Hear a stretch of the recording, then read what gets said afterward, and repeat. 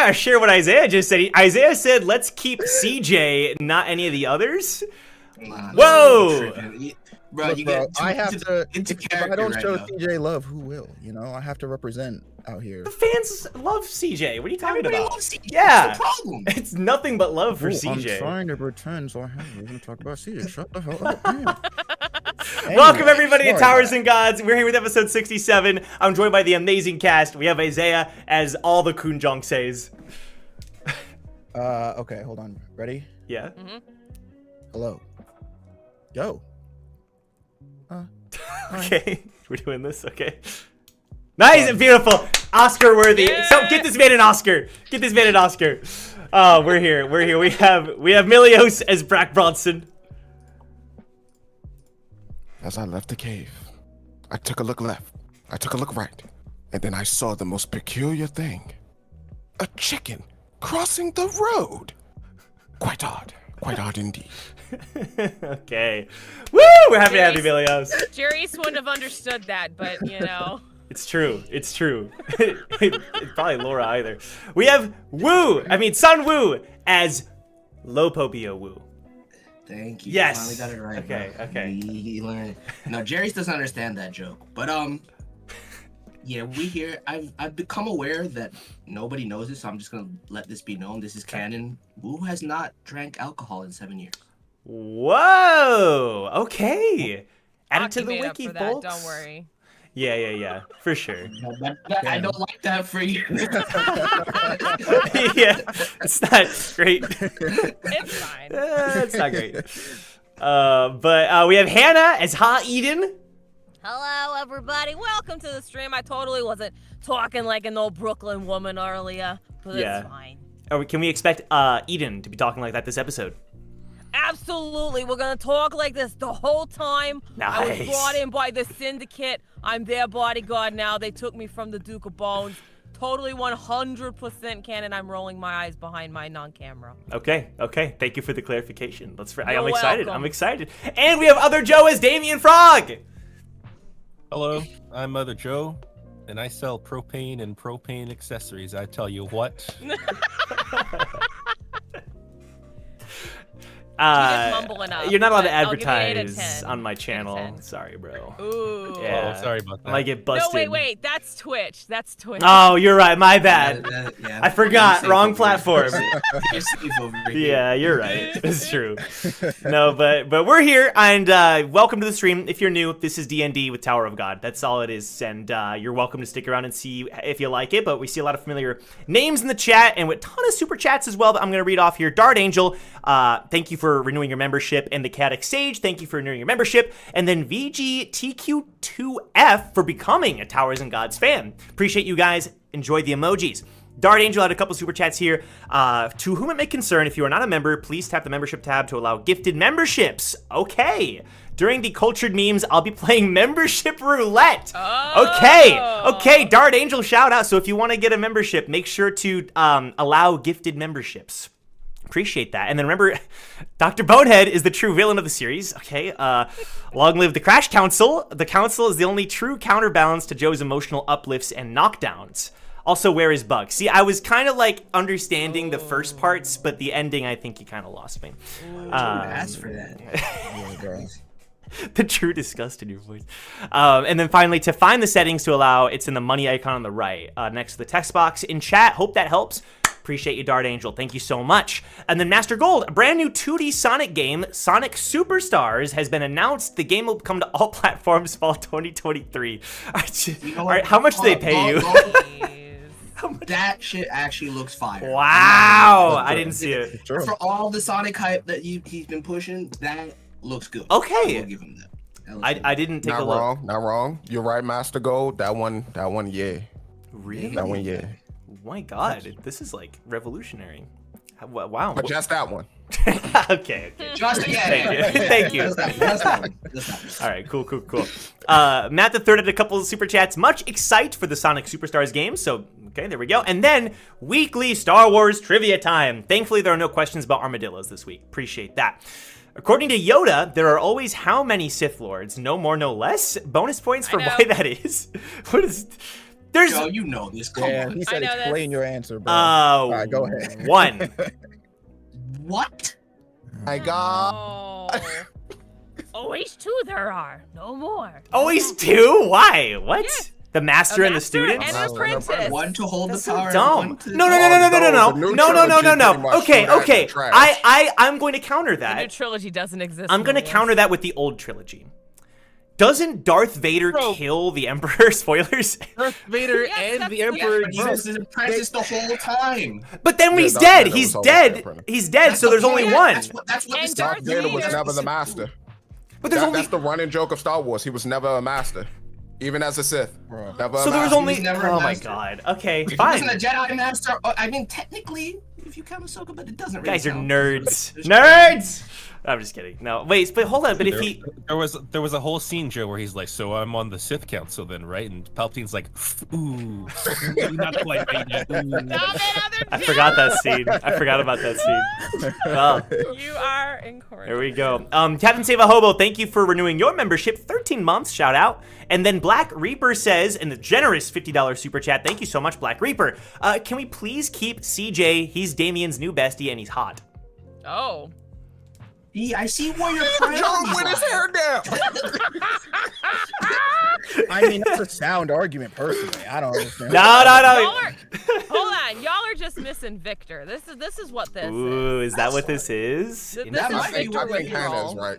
I Bro, think how- Hannah's I never thought I'd miss Victor, but I do miss Victor because CJ can go kick rocks, bro. Bro, Okay. how dare you compare CJ to Victor? Victor's better. Wow. This What is going on? This is crazy. Sorry, that was in character. That slipped out. I didn't. Yeah, that was CJ. yeah. I didn't. That was C. Uh-huh. Yeah, for yeah, sure. yeah. No, but thank you guys so much for being here. Don't forget to leave a like if you enjoy the series and want to support the show. It'd mean a lot. But yeah, with that said, we have a lot to cover, so we're gonna go ahead and get started. Everyone's here on Roll20, shout out. So last time, we're still in the mirror train. We're still in this mirror dimension. Currently, Jeong is still missing, but we see these 3 different parts of Jeong that have been scattered throughout the train. I guess I didn't mention this. We crashed last time. Yeah, sorry for people who are, if you're watching this like back to back, we crashed. I guess I didn't really say that. So, but I'm pretty sure we solved the issue. You're going to see some slight changes that I made to OBS that should have cleared like a ton of memory or whatever technical, words. So I think we're good now. But anyway, with that said, okay. So we're on the mirror train. We got split up, but now we're all back together. The 3 different versions of Jeong have reunited. They don't really like each other very much, but now they've entered this new room where there are these panels that are asking them questions. And these 3 different Jeongs have to pick an answer. Meanwhile, Jeong himself, the Jeong we know, or is it really the Jeong we know? He's currently elsewhere inside this dimension, and he is with Sang-Hoon, and they're experiencing each other's memories. And Jeong isn't really happy about that. And that's where we currently are. So, with that said, we're going to get started kind of where we left off. So, we left off literally in the middle of choosing the answer segment. So, let me start that up again. And I believe it was, so Isaiah, I think you were in the middle of choosing with Gasu. I think that's what was happening. Like, I don't think Little Jeong had chosen an answer yet, and I think Gasu was in the midst of choosing one, and that's pretty much where it crashed. So let me kick this off. Here we go. Okay, and then boot this up. Okay, so regardless of what happened exactly, we're just kind of go over it again. So, oh, you know what? I gotta pull this up again. Give me just one moment, everybody. There it is. Last week's thing. Okay. So, the question states, what was the most important memory, when was the most important memory of your life? Childhood, teenage, and adult. So, Gasu, you're currently standing in front of this little panel here. You're the only one that's allowed to give an answer. So Gasu looks over the different answers, and then he looks over really quick over in the direction of the group, and it looks like he's looking at Young Jeong as if he's waiting for him to like respond in some way, but Young Jeong just kind of puts his head down, and then Gasu turns back over to the like the podium or whatever it is. It's a waste of time. And then he approaches the panel and picks. What was the answers? Okay, so we had childhood, teenage, and adult. Teenage. So he picks teenage. Teenage. All right. Some of the lightning bolts disperse, but there's still a large number of them remaining. Okay. And the answers, even if chosen, remain on the screen. It's not like once you choose an answer, it disperses. It's still there. So the rest of the group has gone along with this, with everyone here. So if I cut over to Roll20, as you can see, everyone's there except for Damien and the other CJ. I've grown accustomed to using that name too. Appreciate that, Brack. But everyone else is there. So instinctively, you see Duke kind of look over. Everyone, Shion even kind of gives a glance towards Little Jong.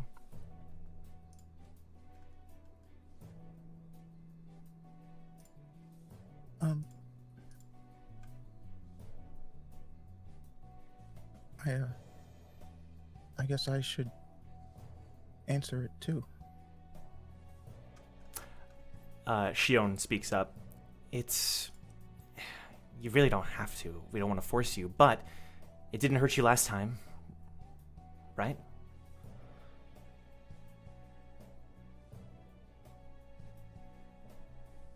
Okay. Yeah.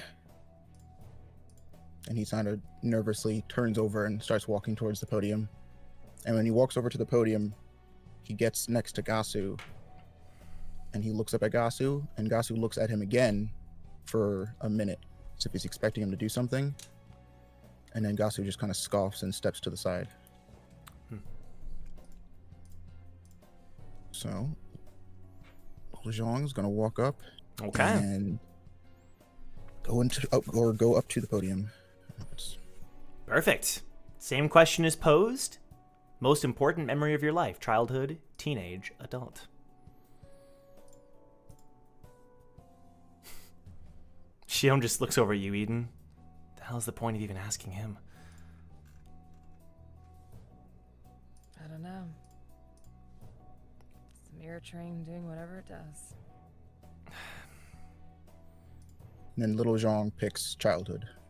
The lightning strikes, eliminating most of it. There's only a faint remainder of the lightning remaining now.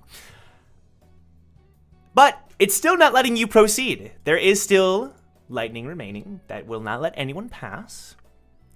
And Duke just scoffs. Where's the other one? The third one, the annoying one. We don't need him, says Gasu. Gasu steps back up to the podium. I'm going to clear this thing out the hard way. Gasu's going to strike the podium. Oh, all right, perfect. Go ahead and make an attack roll. I'm going to roll. I got you.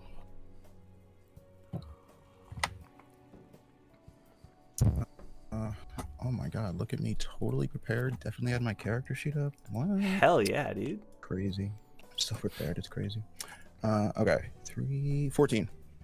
14, okay, go ahead and, oh, you know what? So with the 14, so Gasu, you slash with your sword, and immediately the lightning shifts its focus, slamming into Gasu and slams him into the back pillar.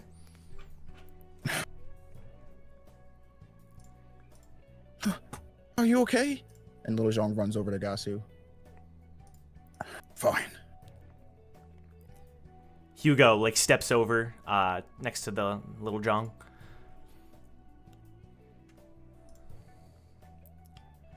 Mr. Hugo?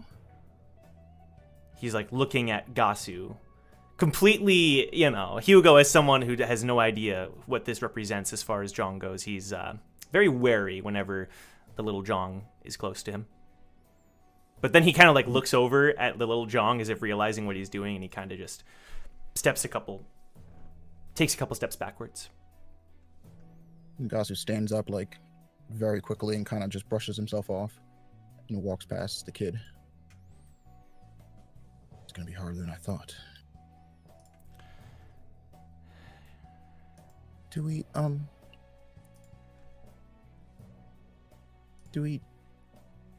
need the other other one? The other you? Yeah, says Duke. Someone go snag him. Why don't you do that, Dookie, baby? The hell did you call me? What? It's not kosher? He like looks you up and down. You think you're really tough, huh? Some cool guy? Does the lion question himself in the jungle, Duke?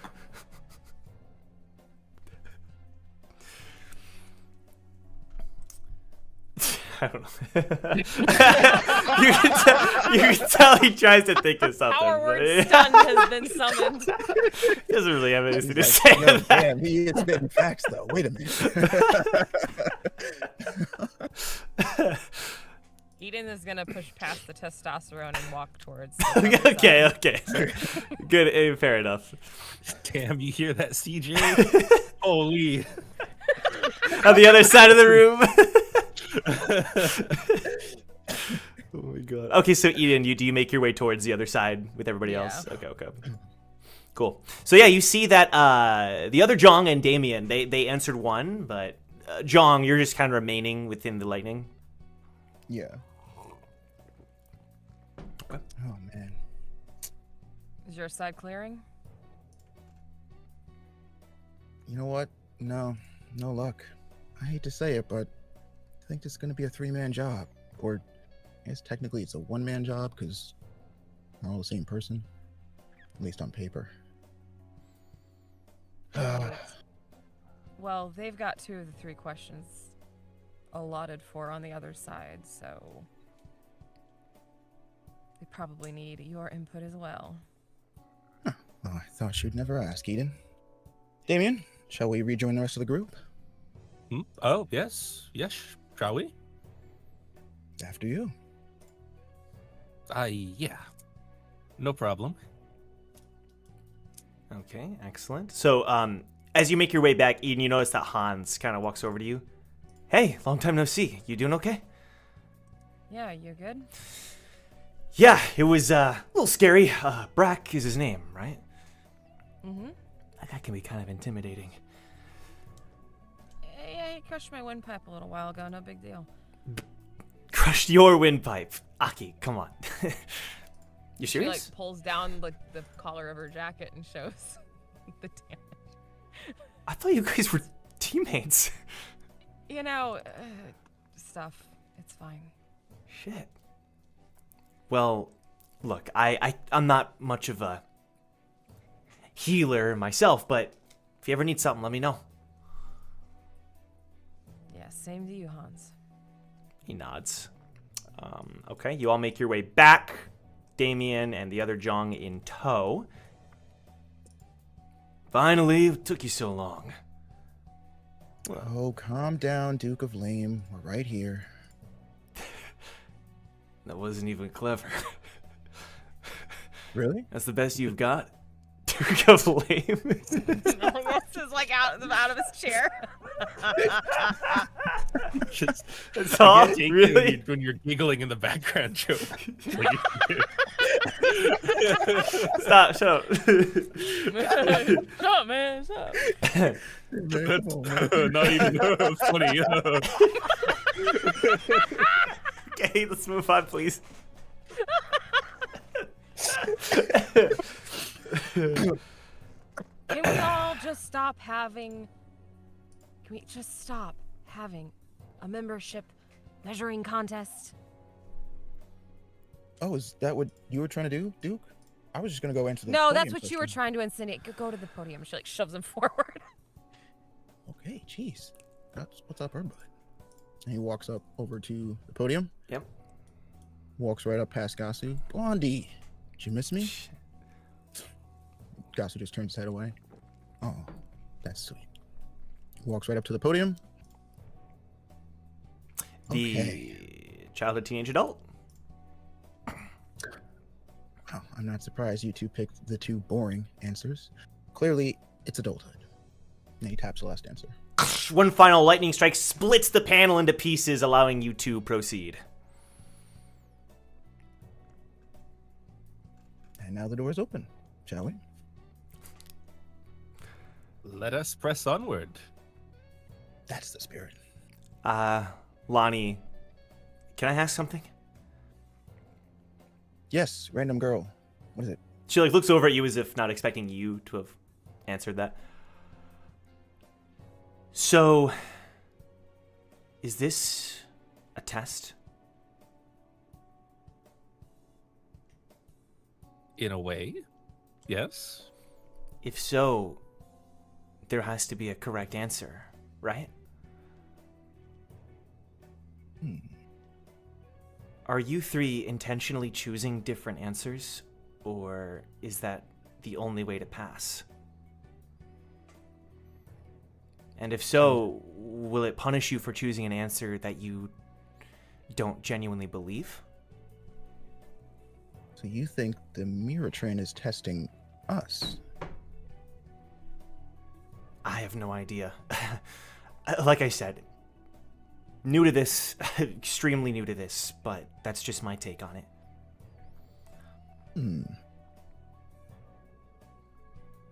Well, what do you think, Gasu? Is the mirror train testing us? Gasu doesn't say anything in response. Oh, man. Somehow I expected that answer. What about you, kid? What do you think?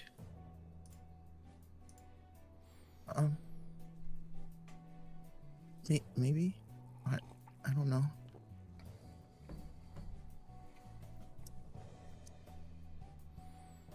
The group just stands there. It's all speculation, but I think as long as we're doing what we're doing and answering honestly, we are getting through the gates, right? I agree with Damien. There's no sense in reading too much into it. If it works, it works. If it doesn't, it doesn't. It's how everything in the tower has been up to this point. We I shall agree with Wu. proceed. Yeah, we should proceed with great trepidation. Well, then we should keep going, yeah? Looks like there's a couple more of these left. All right. Let's go. And then Shion walks over to you, Damien, as all of you start move forward. What were you two doing over there? Oh, we were doing the exact same thing everyone else was doing and answering a thing. But why split off from... Well, he was walking in that direction, and I figured I could just go there too. You know you don't have to follow him, right? He's clearly just trying to sabotage us. He clearly doesn't want to work together with us, so don't humor him, okay? I mean, from what he said, it seems like he didn't want to deal with Gasu, really. After the whole, trying to kill him and stuff. Right.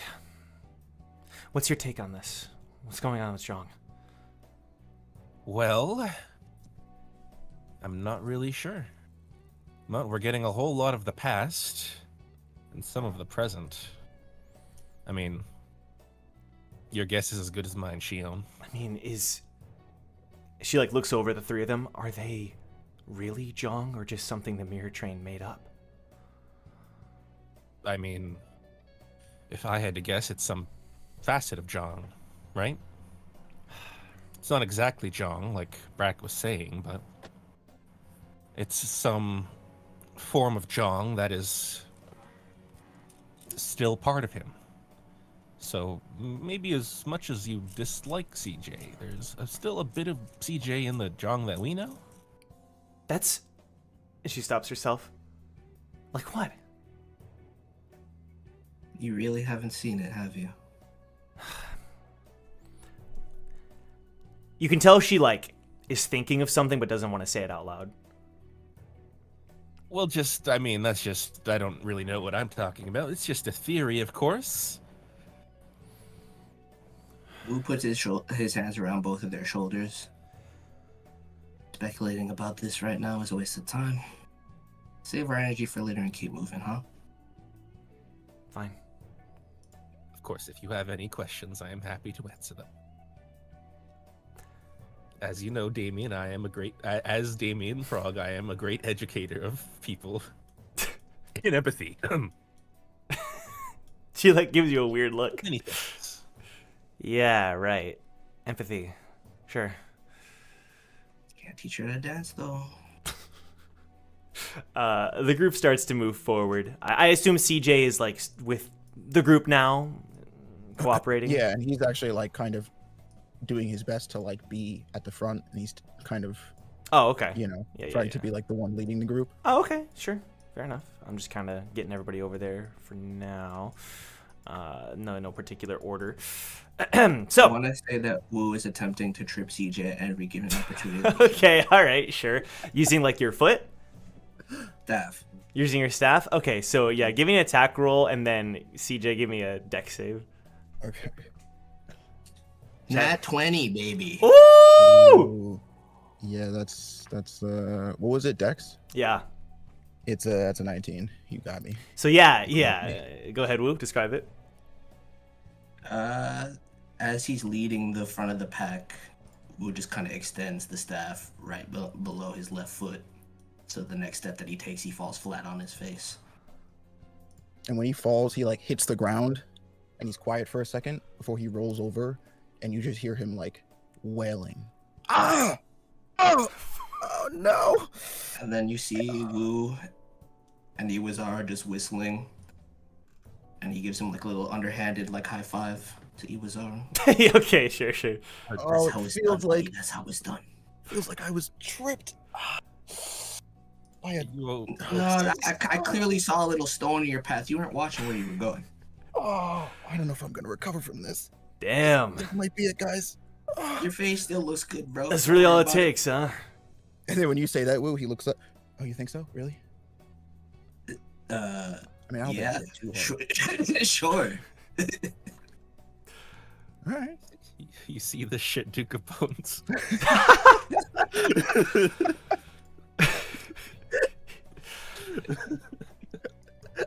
I mean, I can't blame him. That guy's a piece of shit.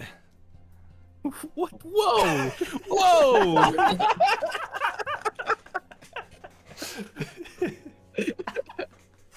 Let's just carry on, shall we? All right. Before long, you all arrive at the next panel. A question arrives in the exact same fashion. Wait, let me check roll 20 here.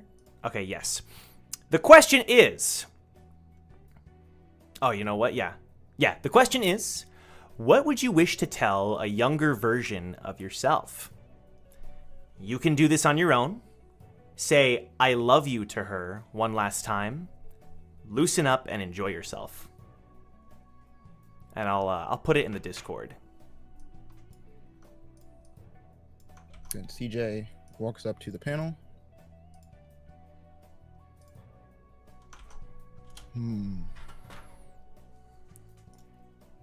Well, I know the answer I would pick. But that girl Lois over there had me thinking. What if we mixed up a little bit? It's Lonnie. Oh, Peter. This man said Louis. Peter. What's that? My name is Lonnie. Lonnie? It's not Lala or Lois or... It's Lonnie. Lonnie. I don't really like Lonnie. Well, it's my... No, I'm fine with Lois. Anyway, She can what tell. She just she looks said down. had me thinking, what if we switch it up a little bit? You know, choose the answers that maybe we wouldn't pick, see what happens. Intentionally rocking the boat. Would that be wise? Oh, Damien, we're on the mirror train. What's wise, what's unwise? I think as long as we come out alive, who really cares, right? Look, if you want to be the first one to test it, by all means. Okay. I will make the noble first step in this venture. And then he walks up and hold on, let me pull up the question. Let's see. Well, and then he looks at the questions for a minute, and it looks like he's genuinely kind of thinking over the different answers. Mm-hmm.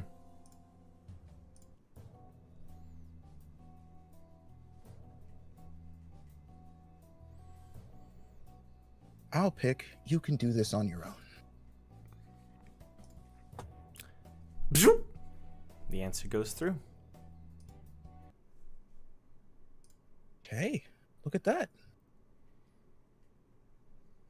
So I guess it doesn't really matter what we pick. Hey, kid, come over here and pick an answer at random. Okay. And Little Jeong slowly walks up to the podium.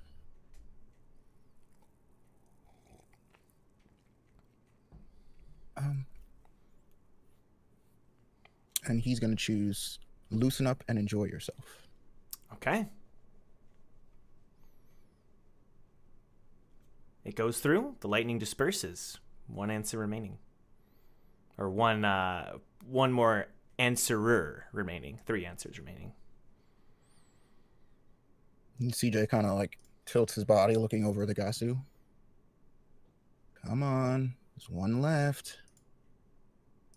Before you answer, Gasu, might I suggest you answer this one honestly? Why? You Well, already proved I it mean, doesn't matter. Maybe it does. We have to be sure, otherwise maybe all 3 of you could be in danger, right? Even if I'm in danger, I'll be fine. I mean, I know you can handle yourself, but just to maybe see if we can get a different result.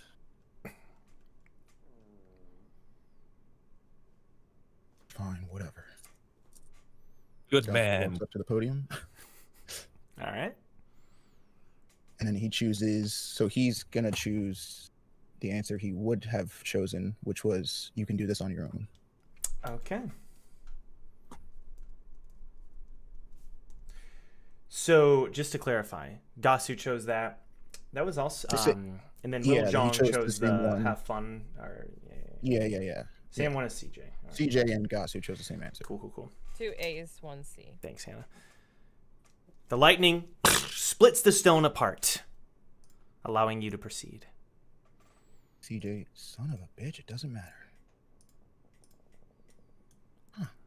Well, that's why I wanted to ask. I don't know what it means, but Then let's speedrun this ish. Right? I mean, doesn't matter. you know what? For once, I agree with the dipshit. Let's speed run it so we can get to the end. Hey, Lamo Boom, I knew you'd come around. One more time, and you turn into one of my skeletons. Oh no, not a skeleton. Hey, yo, Dookie, what are you hoping to gain out of this exactly? You're from one of the families, right? You were the one we met with the day before the train arrived. Yes, the one that gave you a lot of money. That's me. The one who refused to give me a lot of money. No, I was on board. Right. You might want to work on your internal structure and team building. Boss, it was the blue-haired one you met with.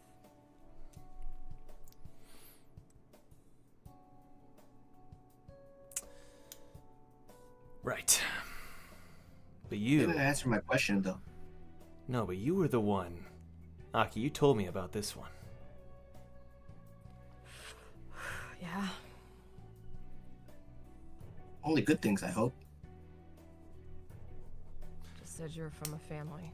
The fact that you are from one of the families means you understand that those of us who are born with power and privilege, we only want more. More and more and more. Never-ending thirst. And what I want now is what's been promised to me since I was born. The treasure that I've been linked to ever since I can remember. Treasure, you say? Caught my ear. Don't even think about it. How would you assume what I'm thinking?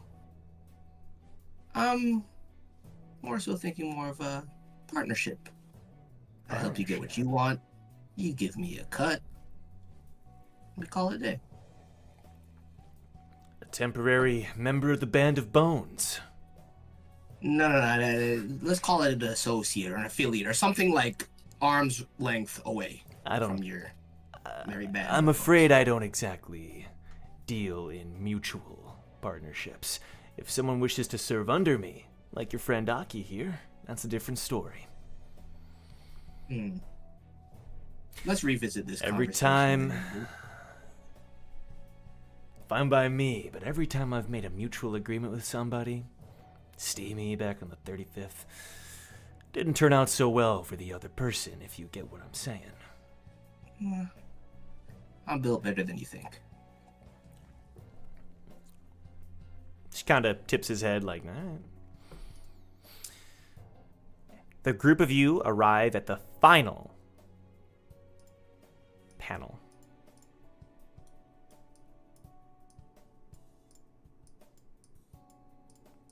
There we go. And the question on the final panel is simple. Straightforward. Who would win in a fight? I'll put the answers in the Discord. No, it's what is your favorite color?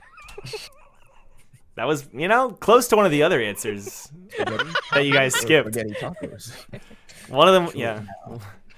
Jong. Naruto versus the Mirror Train must answer me these questions 3 and the other side. The question is, who would win in a fight? Jeong Sae, Gasu Neymar, or Khun Jeong? Lightning surrounds the panel. Khun Jeong looks at the panel and then he looks over to Damien. This might cause a little bit of an issue. Why is that?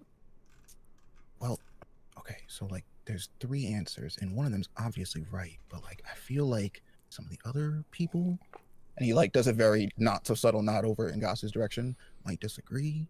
You know what I mean? Well, I mean, if that is their opinion, then it should not affect you, of course. And if your answer differs from theirs, then they should get over it. Shion was listening nearby. A very diplomatic answer, What? and one that Blondie's definitely not going to agree with. What does it matter? You just proved yourself that you don't have to choose the correct answer. Choose the answer that'll cause the least conflict. I totally agree, and I'd actually be willing to completely lie. But I'm not the one I'm talking about. And he slowly turns over, facing Gasu. So, Gasu, are you willing to answer this question?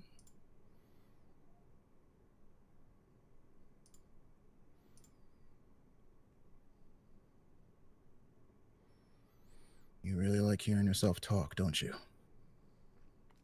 It's not the worst sound in the world. What's the point? Well, it's a pretty simple question. I said we find out what the answer is. You want to fight me?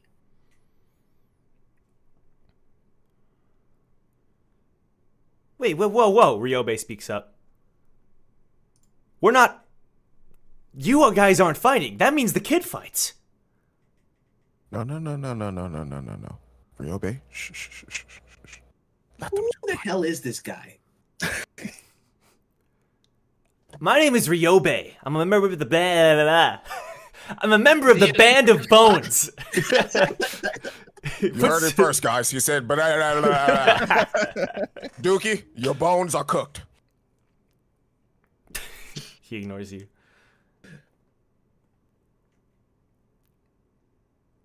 But always answer first and then settle it. We could do that. But if you really are me, I think you're dying to know just as much as I am.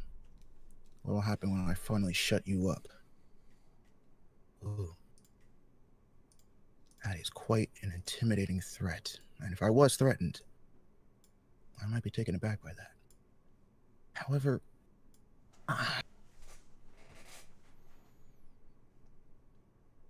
when you're right, you're right. So you want to go a few rounds? Gasu grabs the sheath of his sword and slowly unsheaths the sword and then he gets into like a very ready sword stance. What's going on? Says Lonnie. I thought we were just gonna blow through this. And then Young Jong like very quickly runs behind Hugo and like uses Hugo, like hides behind him. Hugo looks at you, Eden. She's smoking a cigarette very heavily Nice. and just watching this and just like, we talked about this 5 minutes. She's in her mind. She's like, we talked about this 5 minutes ago about not killing each other because that might split. Whatever. She's growing highly apathetic. Fantastic. For Now- the record, before you start, this is not a death match. Thank you, Damien. I was just about to lay down some ground rules. Oh, well, I mean, I just don't want Yeah. to be down one less good buddy. Yeah, we would definitely hate that, wouldn't we, Gasu? No. This is not happening. Gasu, look at me. You remember me, right?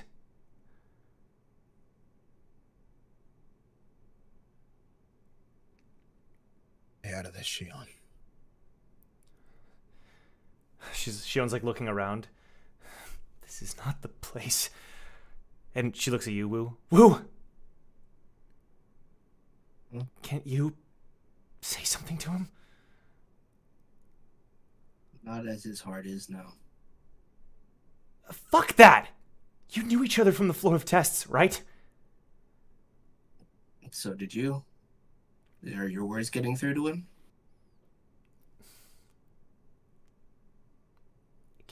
Can't you at least Look, try? Shion, anything I say now is only gonna add more fire to the flames.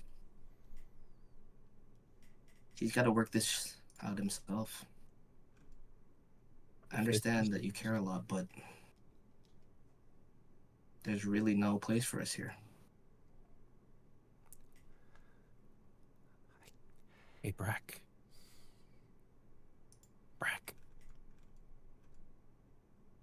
This fight is inevitable, but we have to make sure that no one dies.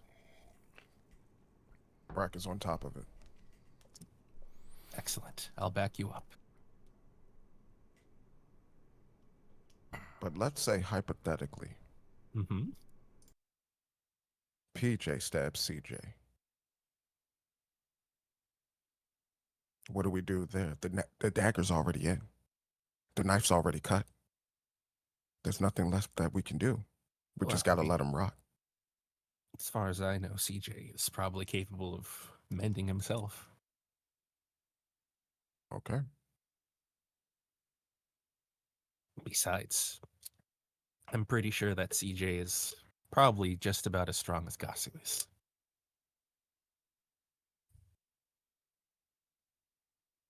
If you say so. Okay, so Gasu readies a stance. How does the other Jong respond? CJ just stands. He's twisting his back, doing some stretches. All right, now a couple ground rules. Let's see. Maybe no fatal blows. Let's try to keep it like generally in the body area. Don't go above the neck. Let's see. And then before he can finish, Gasu leaps in and swings his sword at his head, and CJ ducks. Whoa, okay, and start. And they start trading blow after blow. And again, if you're watching CJ fight, he's not holding any weapons. It looks like he's using his arms to just block Gasu's sword blades as they approach him. But he is moving pretty quick. It looks like a little bit quicker than Gasu, as they're just trading blow after blow after blow after blow. Oh man, you sure are quick. Do you ever shut up? And then as he swings his sword, it comes down. CJ grabs the blade, and you can see blood start to like trickle from his hands as he's trying to hold the blade back. Oh, okay, wow, that was a bad call. This is really sharp. And then he throws the sword to the side and kicks Gasu, and Gasu goes tumbling across the ground. And then he kind of like rolls back onto his legs and steadies himself. All right, done playing with you. And then Joe, I'm gonna use, or Gasu is gonna use. Yep. Where is it? Sang-Hoon style cross slash. Go for it. Okie dokie. We've reached the point in the campaign where we have a player fighting themselves. Who would have Bro, thought? The revolutionary. Crazy. Right now, dog. You're rolling to hit yourself. Let's see how this goes. I know, which I guess means I'm gonna lose either way. Yeah, Or do I win either way? exactly. Yeah, it's a win-loss situation. Okay, hold on. I can't find this move. Okay, so I gotta make.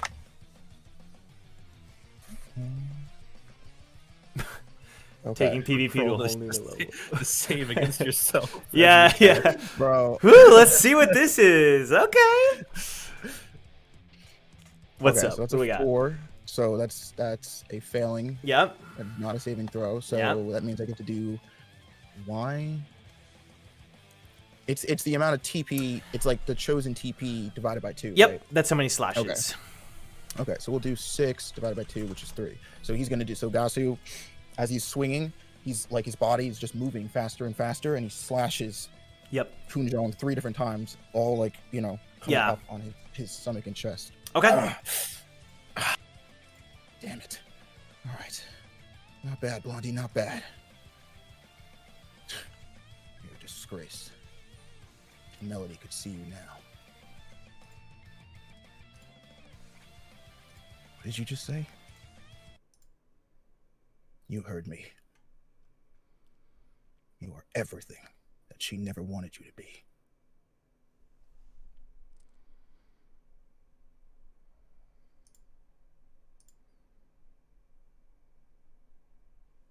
Okay, now I'm pissed. And he charges at Gasu, and when he swings his arm, a dagger flips out from his wrist, and he slashes at Gasu. And when Gasu blocks the first one, a second one slides out of his second arm, and he cuts Gasu right on his leg.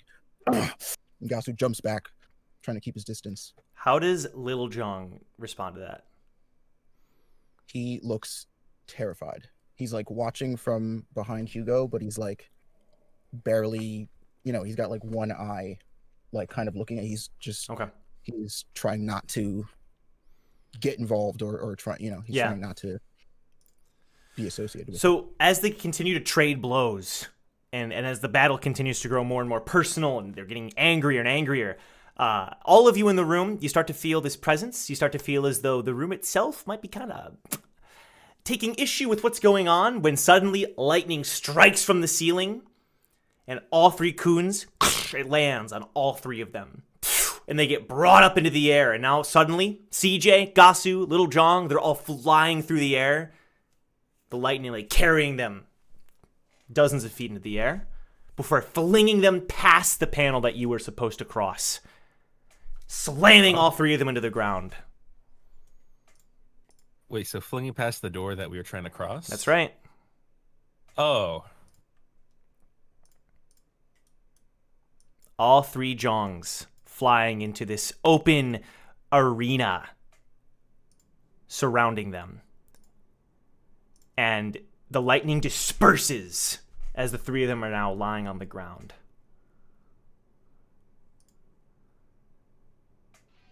Oh man, that is the second time I've hit the floor today, and I'm not crazy about it. Hugo yells out, "Jong!" Little Jong, he's just laying on the ground. He's not even. He's not moving. As Khun Jeong and Gasu slowly start to get up.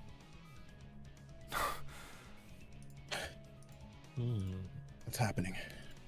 You look around the room, and there's a certain thing that you notice about it. Yeah, there's a couple of interesting things. It's a huge arena with all these pillars locking the way in, and the lightning-filled panel that should have been answered, blocking the path of anyone who would wish to enter. What you do notice is that in the room are hanging 3 portraits, and all of them within a larger portrait with different designs. One of them containing flowers, one of them sand, as if in a desert. One of them this Khun estate, and then all containing all of them this picture of a snowfall. And it's kind of looking down on this on the 3 of them in the room. Jong! Shion yells out as well. we can see all this happening to them? Yep. You can see past the panel. So We can't pass though, right? But we can. Okay. Shion tries, and she's immediately blown back by the lightning. Oh, no. They're gonna kill each other! No, Shion, relax. Woo, you're not even trying anything! And she's desperately looking at you. Listen to me. The old me would have tried something. It's not necessary. I know it's hard, but just breathe and take a step back and let this play out. I promise you, it'll be okay. He needs us, Woo. That's what you don't understand. I know he does, but this is something he has to go through by himself. There's nothing we can do. Screw that.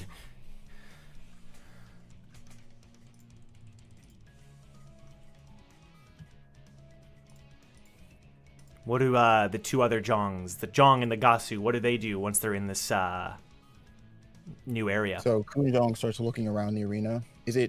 Does the arena look like a place any of them would recognize? Not particularly. Okay. Wait a minute. Is this some type of battle arena? No, wait a minute. And then Khun Jeong looks back over towards the panel. Sorry, guys. Sorry, my Adobe popped up with a ba-da-da-da right then. So, sorry for the jump scare, everybody. Continue. It happened again. All right. Sorry, everybody. Yeah. Whoop-de-doo. Sorry, continue. Oh my god. I'm just going to let it sit. Adobe, shut up! Holy frick. All right, I'll just leave it there. It's fine. Anyway, it's you know what? Hold on, hold on. I gotta click this. There we go. Turn off notification. We're good. Four times the charm. Four times the charm. That's the sound that's going off in Duke's brain. I don't know. Continue. I figure Adobe was what locked Chong in the arena, but Yeah, it's pissed. It was Adobe all along. not too far off from what. Yeah. I think. It was the last program waiting to rise up again. Yeah, dude. Discord, OBS, join the club, Adobe. Let's go. Join the club. Like, I'm ready. it's You know. my time, Let's go. bro. I'm ready. Anyway, continue. Okay. So Khun Jeong looks back at the podium, and he's thinking about the question that was asked. Now, does the train really want us to get into this right now? And Gasu just looks at him. Fine by me. All right. Well, first things first. And then Khun Jeong grabs Young Jeong by the collar and he just throws him to the edge of the arena. Let's get that out the way. And he just tumbles across the floor and hits the wall. Okay. Now that we've cleared the arena of the litter, you ready to finish this? And again, Gasu draws his sword. He gets into a stance.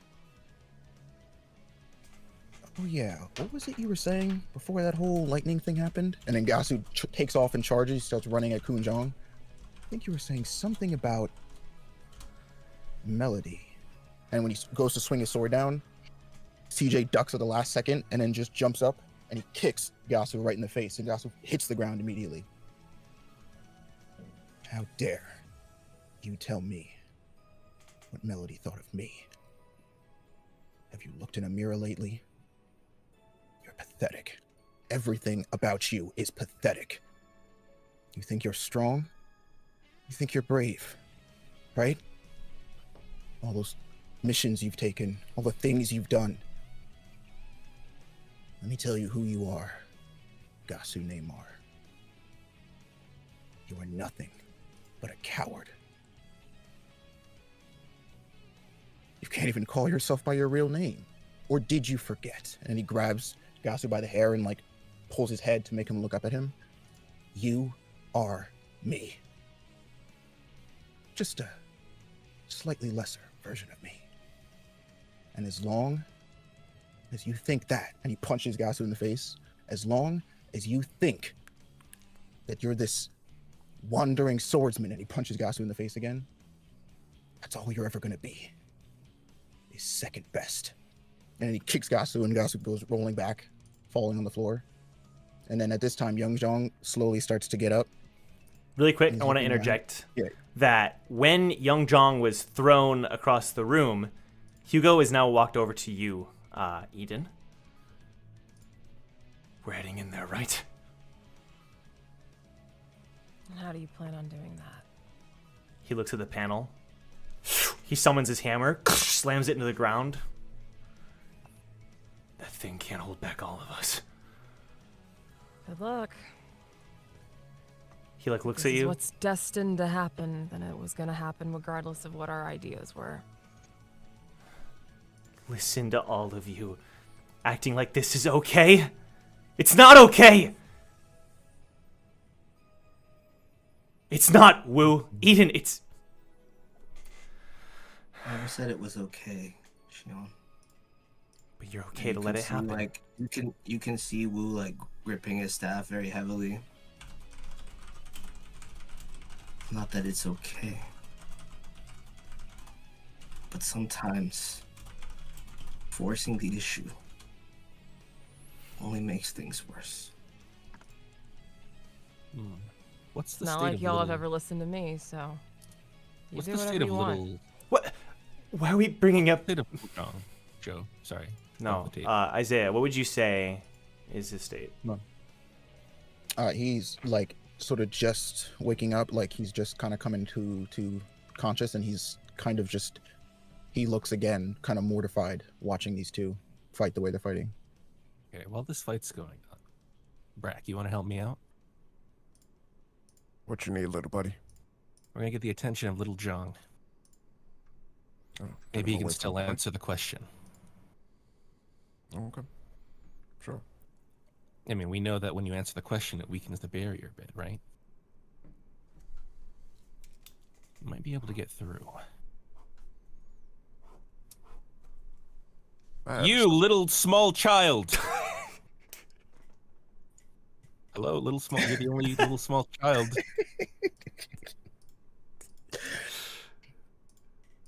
Young Jong looks up, TJ!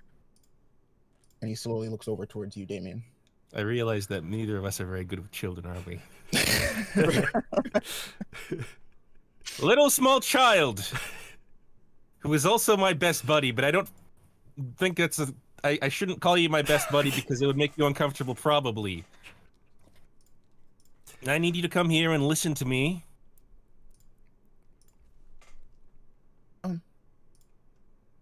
And he looks over to where you are, Damien, and he looks back over to the two Jongs fighting. Don't worry As if about he's those two. confused. Just focus on me. We need to get through this door. And you are the only one right now who can cooperate.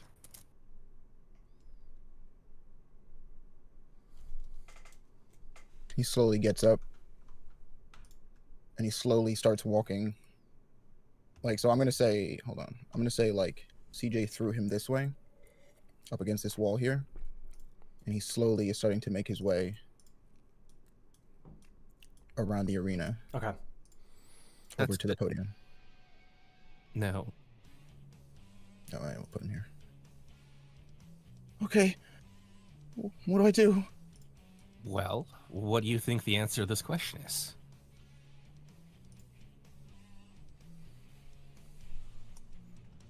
I. And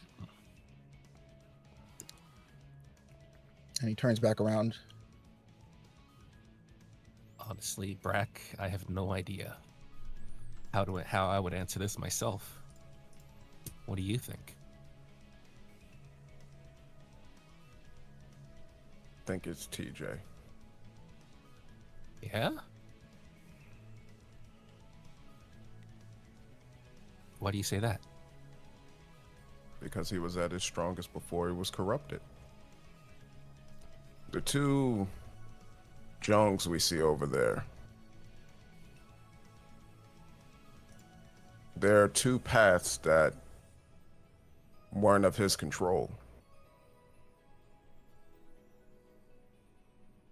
The blue leader that we know now is the one that he's truly starting to form himself into and find himself.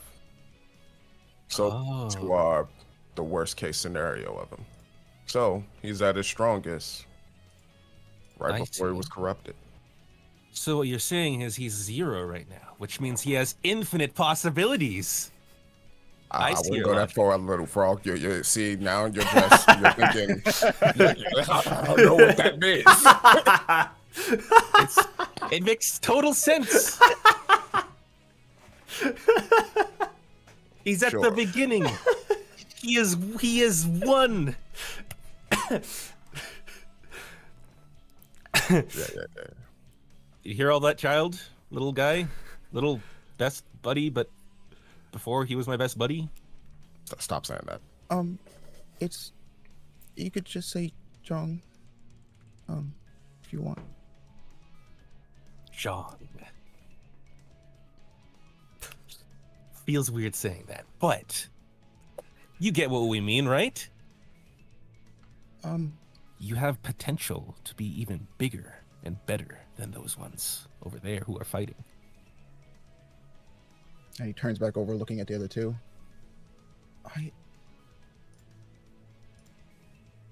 If you work hard enough, you would have the power to even stop them. Look, kid. You're not them. You're you. You can do whatever you want.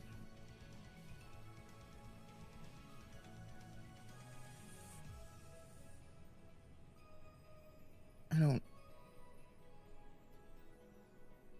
don't think so, Mr. Wu. That don't make sense to you, though, right? I think I am those two. Hugo, who looks like he was about to break down the barrier, he looks back at you, Eden, and normally Hugo, his face isn't very expressive, but this time it's as if he's almost like begging you to say something to him.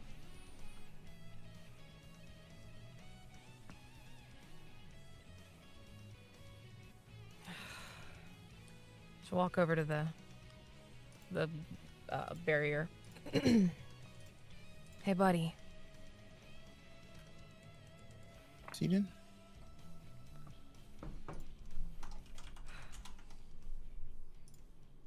This is your most pure form. Okay? You're at a crossroads in your life at this point. And you can choose to become like them.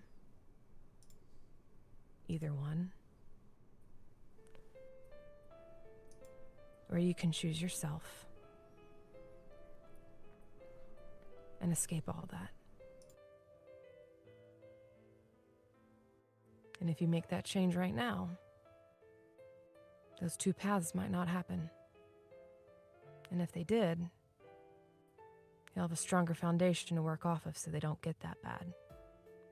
If you defeat them now by choosing yourself, then they both cease to exist. But only you have the power to do that. Okay?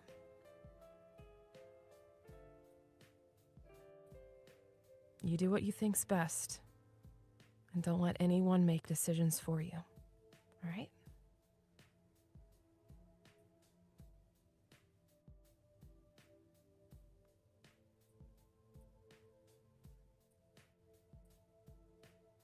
And he grips like his fist get tight.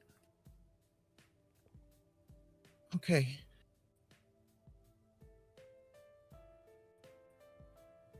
I know what to do. All right. We trust you. Hugo will also give a nod. And Ryobe will give a thumbs up.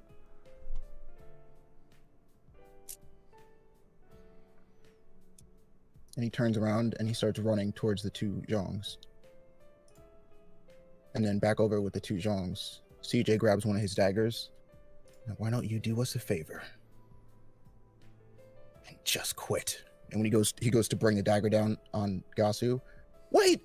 And then Young Zhong jumps in front of where Gasu is laying. And then right as CJ brings the dagger down, like Young Zhong is like cowering. and Gasu's arms are over top of the kid, shielding him as the dagger is stabbed through both of Gasu's arms.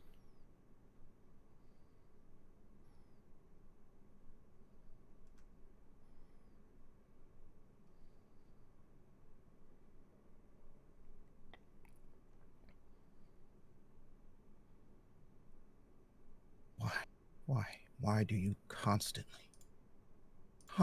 get in the way?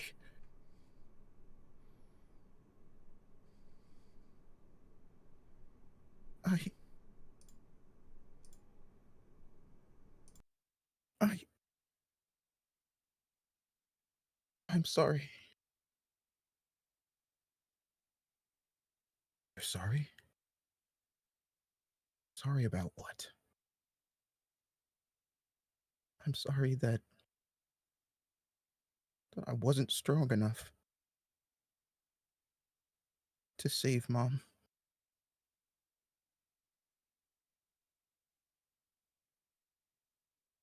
I know she's not here. I know she's gone.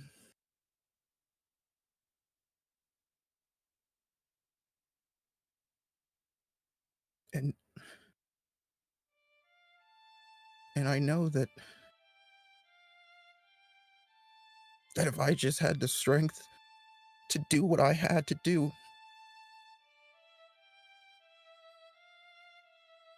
maybe you guys wouldn't exist. Maybe you guys wouldn't hurt so much. And he turns looking at Gasu. I'm sorry, Gasu.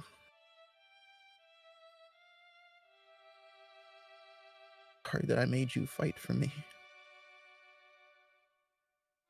Because I wasn't strong enough to do what had to be done.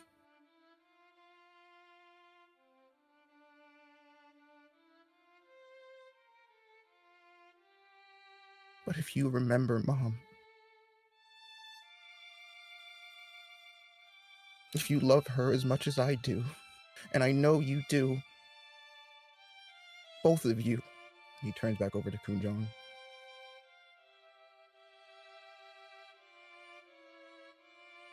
We can't keep doing this.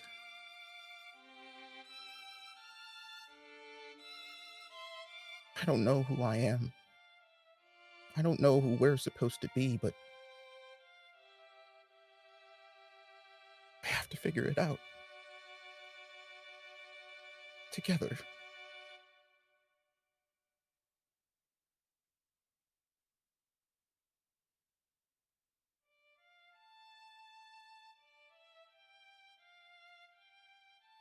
Always with the dramatics, huh?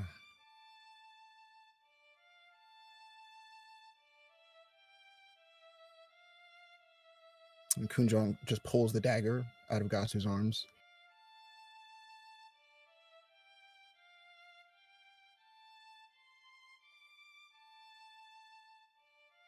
And then Khun Jeong slowly reaches into his right pocket and he pulls out what looks like a necklace.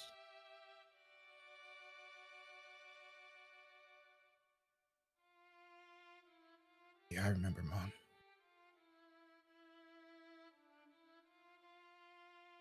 The mother I remember was strong and far too nice for her own good. She's used up, thrown away, as soon as the family realized that she was no longer useful.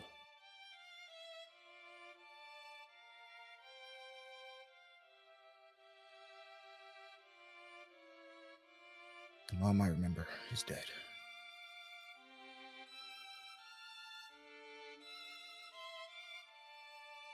What she wanted me to be, what I could have been. That's not a life I get to have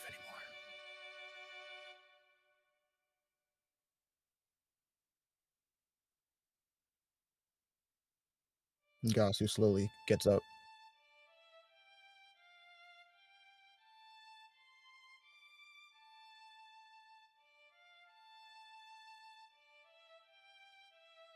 Until this mess with the mirror train's done. We have a job to do.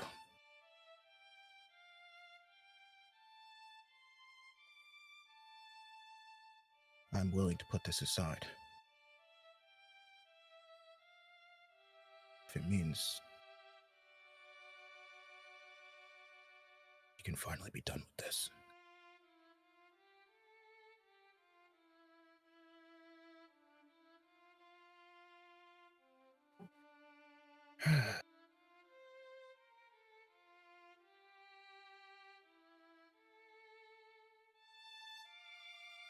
And Khun Jeong looks back down at the necklace again.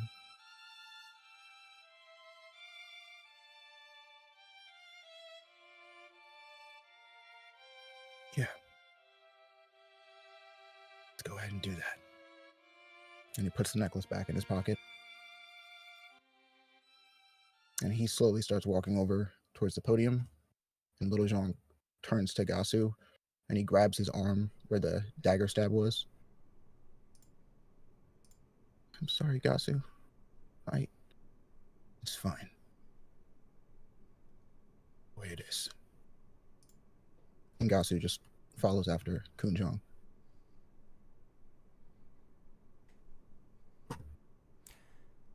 After Little Jeong touched Gasu's arm, there's like this little glow that appears afterwards. And Gasu, when you look down, you notice that it was just ever so slightly, but it's as if the wounds started to close just a little bit.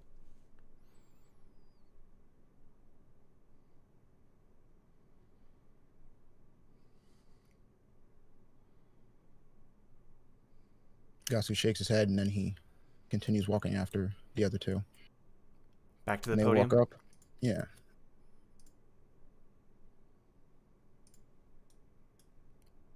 The podium is still crackling with electricity as the three of them walk up to it. And they look at it, and then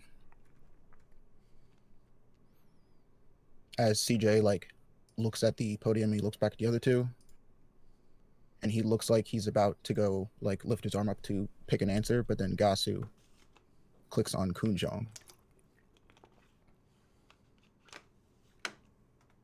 Lightning strikes, waiting for the next answers.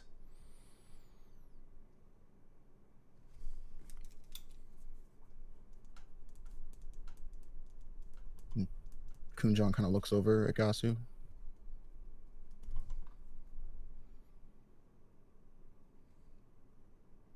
And then he chooses Gasu. Lightning strikes. Waiting for the last one, because I don't believe Little Jeong chose one yet. No, he did not. Little Jeong looks up at the other two. And then he picks his own name.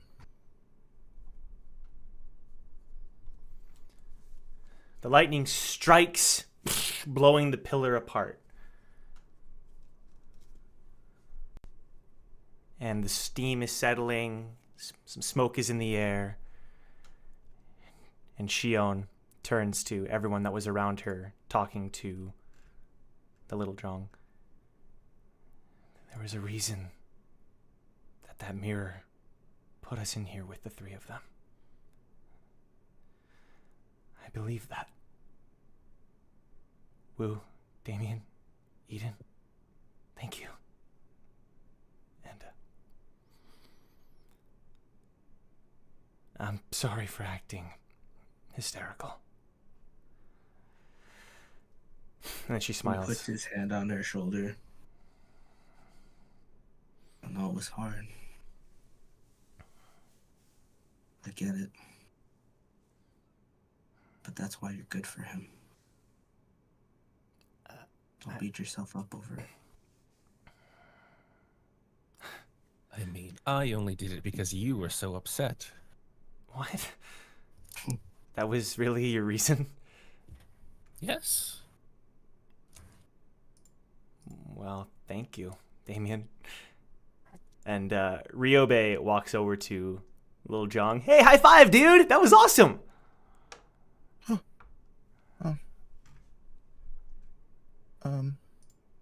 Thanks. And he slowly, timidly raises his hand and taps Ryobe's. Hell yeah, I mean, heck yeah. Duke just Well, that means we can proceed, right? Let's get this show on the road. Enough of the spectacle. Gasu standing there just says, "Yeah, he's right. Let's go." And CJ just stands there quiet. the only way really to proceed is just walking back into that room.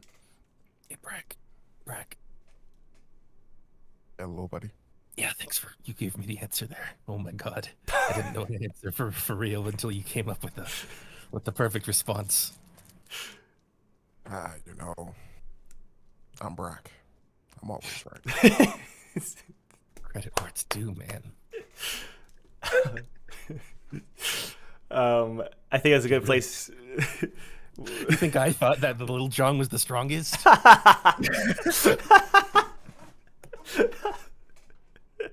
And Shion turns to you. Yeah, thank you, Brack, for realizing that. What is it? No, I was just gonna say, Eden. Is Eden doing anything now after that fiasco, or back to smoking, off in the corner? She's just hanging back, just letting everybody proceed. Sure. So the only way forward is to continue back into that room. What do you all want to do that? Do you want to backtrack? What is the general mentality here? You said there was paintings, wasn't there? There sure like, are. the arena? It's like we investigate it. yeah, okay. Sure thing. You head further into the room with these overarching paintings. Right, Damien, you start to head further into the room. A couple of the other NPCs follow you in.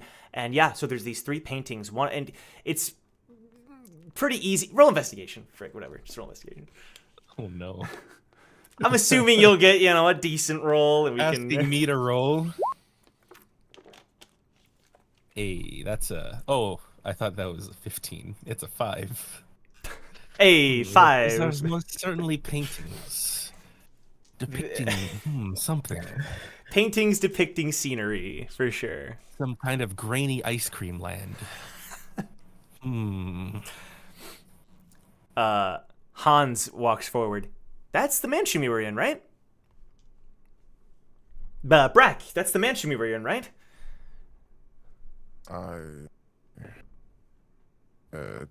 Might be. The mansion where I sewed your pants together? Are you done with them? But you wanted them. I mean, we're busy with this test. Like, I didn't really have time to sew your pants. Like, it takes time You're to do busy that. with the test. I mean, yeah, you're but not like, busy. Your hands are free. Yeah, but like, It should have been I sewed. don't even have like a table or anything. You don't need a table. You have knees. Oh, okay. I'll do my best, man. I'll do my best. He tries his best to kind of finesse. Hold up. Could I have Brack like roll to like punch out one of the bricks from the wall to act as like a slab for him to work on? Like one of the pillars? Yeah, sure. Sure thing. Make him a little table. Make him a little temporary table. Just do a flat attack roll, no damage roll. 16. 16. You punch it, and this thing is sturdy. It's meant to not allow people to pass through, but you feel like you're able to kind of get a chunk of it a little loose. Maybe with a couple more punches, you could create a little slab. Yeah, it's it. One more time. Okay. That is a 22. Okay, yeah, you give a bigger punch this time, and a big old slab of concrete essentially falls onto the ground. Brack picks it up, sizes it up. Good.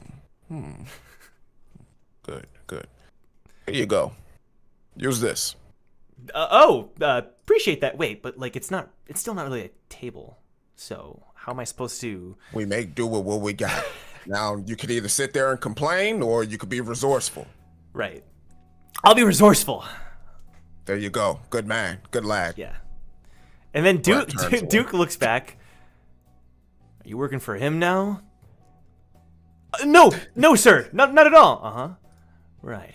You only sew his pants if I say you can sew his pants. Brack wave walkers back to him.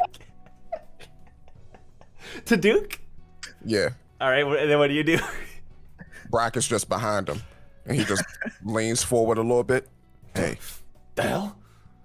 do you just want me to walk around here with no pants on? My junk hanging out? You have to see that. I don't. I'm perfectly fine doing this. I So think you Duke let him has- sew those pants. Eden will walk over to Hans and take the needle and thread and sew the pants up so she knows how to sew and embroider, and throws them back to Brack. Put your pants on. Whoa, Aki, that was awesome. You did that way faster than I ever could. Thank you. You don't need a table to use a hand needle, but yeah, sure. You should teach me Pants sometime. on, Brack. Brack puts his pants on one leg at a time, hopping forward while he's trying to walk. Like, thank you, Red Leader. I appreciate it. Hey, yo, Hans. Yeah? The hell he treats you all the time? No, he's a nice guy. He's to be honest, I kind of deserve it. I'm not really the best at fighting, so.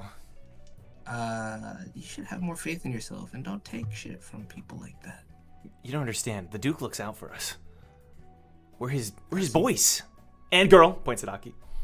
Or does he use you for his best interests? Of course he uses us, but we're all okay with that.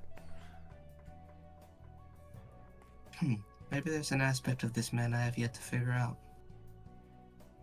You Uh, gotta work on your sewing skills, by the way.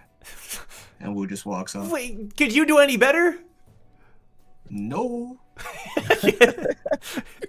Great. Duke looks over at you, Eden. I mean, you're still technically under my service too, right? Or did our contract end now that we're on the train? I think the contract was to the end of the train, but seems like domestic skills are few and far between, and him walking around without pants and being 8 foot high kind of makes things awkward for the shorter people. You know, didn't think about that. Good point. Yeah. Appreciate it, Aki. Mm-hmm. So everyone's kind of in the room looking at these paintings. Again, it's 3 different sceneries, all surrounded by one large painting with snow. It's like the 3 paintings are amidst this one, and there's snow falling across all of them.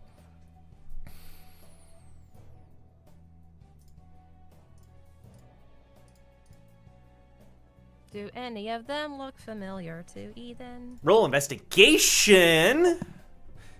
Can you roll higher than the 5 that Damien got? I mean, Don't want to my jinx it or modifi- anything. I think my modifier is a +5 on investigation anyway, so. +5, damn. Because you're I have proficient. it. I am proficient Yeah. in investigation, so it's a 17. 17. Math. Yeah, so it's pretty clear that the first portrait on the left is the forest. You can even see, now that you're looking closer, a couple of the trees. Maybe you can catch like a sideways glimpse of the mask that they were wearing. Like, it's clearly meant to be that location. Okay.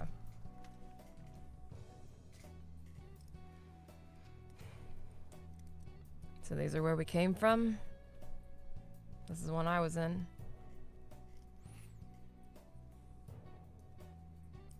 Lonnie raises her hand. Yeah. That's a desert, and she motions to Duke and Damien, Gasu. We came from a desert. Oh, that's the desert. Oh, I thought it was dessert. Oh man. Yeah, he eats sand. Okay. No, I think he actually hates sand. He kept saying how it was Coarse and rough and gets everywhere. Yeah, Mhm. how'd you know? We were on a test floor that Ah. was all sand, I see. and we heard that a lot. I see. What about the house? Like I said Hans, I think that's the mansion we came from. Damien curls up into a ball and puts his hands on his head. I can't. This is how that they were in that, and I was in a desert.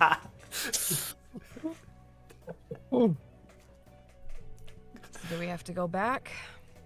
Do the Zhongs have to go back to where they came from?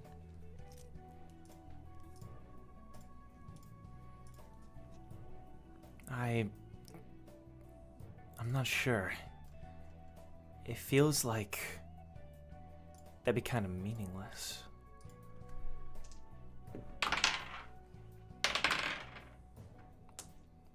I have no idea. She just shakes her head. Nice. Natural one. It's a two. It's a two. It's a two. Okay. Yeah, let me roll. What do you want? Yeah, can I roll investigation? Yeah, roll investigation. Okay.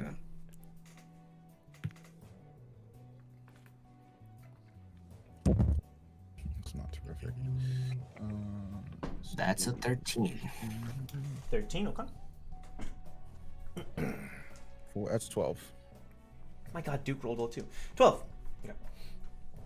So, Wu, the main thing that you're tending to focus on, although you're not really able to figure out what it might mean exactly, but it's sort of not any of the individual paintings, but the overarching painting kind of containing these little portraits and the snowy fields and how, what significance that could mean, since clearly no one came from an area like that. That kind of catches your eye, but you're not able to directly. So what you're saying is that these are like part of a general tapestry, and there's like Yeah, pretty they're much. connected? Okay. So there's 4 technically. There's 3 and there's 1 encompassing all 3. Right. Jong, you notice the same thing. Well, I was wondering where my little brother was, but he's somewhere around here, just like you 3. So, is there a 4th place to go? Not that we encountered, but there has to be some sort of access point. This is ridiculous. Where the hell is the treasure? That's his end game. You know what? Fine. We're clearly not making any progress. Hans, Ryobe, we're heading back. Yes, boss! And they start making their way out of the room. I wouldn't do that if I were you, Dookie, Why is that? because you're just about to miss out on the best part where you get what you're looking for. Prove it to me.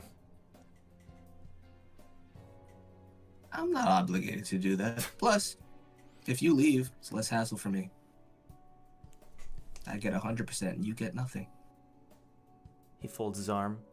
5 more minutes. Hey, kid. Yeah?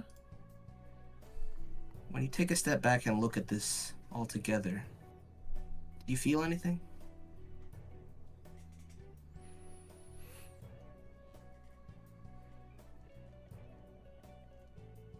I feel feels familiar.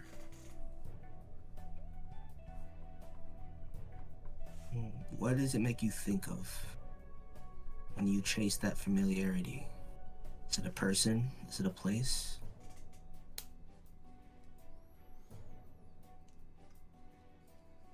It reminds me of home. And where's home?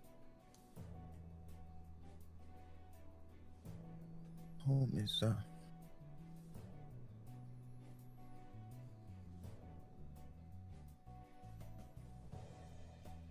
home is where Mom is.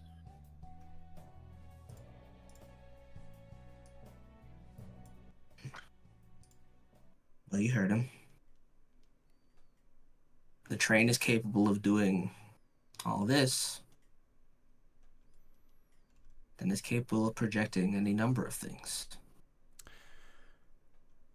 When Little Jong says Mom, how do the other 2 Khun's respond? Gasu kind of like, he's sitting just, leaning against one of the pillars, and he kind of glances over at Little Zhong when he says Mom, but then he kind of, goes back to looking at the portrait, and Khun Jeong has just been rather quiet. Okay. Sure. Fair enough.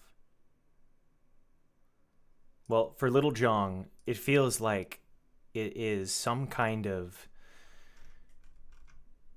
calling, as if walking towards it, perhaps. Some kind of attunement to the painting, perhaps. Maybe a closer look. Maybe the answer is right in front of his eyes. So young Jeong is slowly going to approach the painting. It's still kind of off, but the closer that he gets, the painting seems to grow closer even, as if it's some kind of optical illusion. Before long, it's as if it's almost right in front of him, like he could reach out and touch it. He's going to reach out and touch it. It's as if his hand fades through and his whole body starts to glow and shine, and everyone can clearly look over and see what's happening. And for you, Jeong isn't even touching the portrait. He's like reaching out towards it, off in the distance. But he's still shining nonetheless before he fades away. And when that happens, now Gasu, who is leaning against the pillar, like his eyes widen and he sits up and he starts walking over towards the painting. What the hell? Hey. Well, I think we found our answer. We gotta enter the painting. Oh, like that one video game I played. Oh, what's it called? Oh, well, it'll come back to me. Towercraft? Towercraft 64, I think.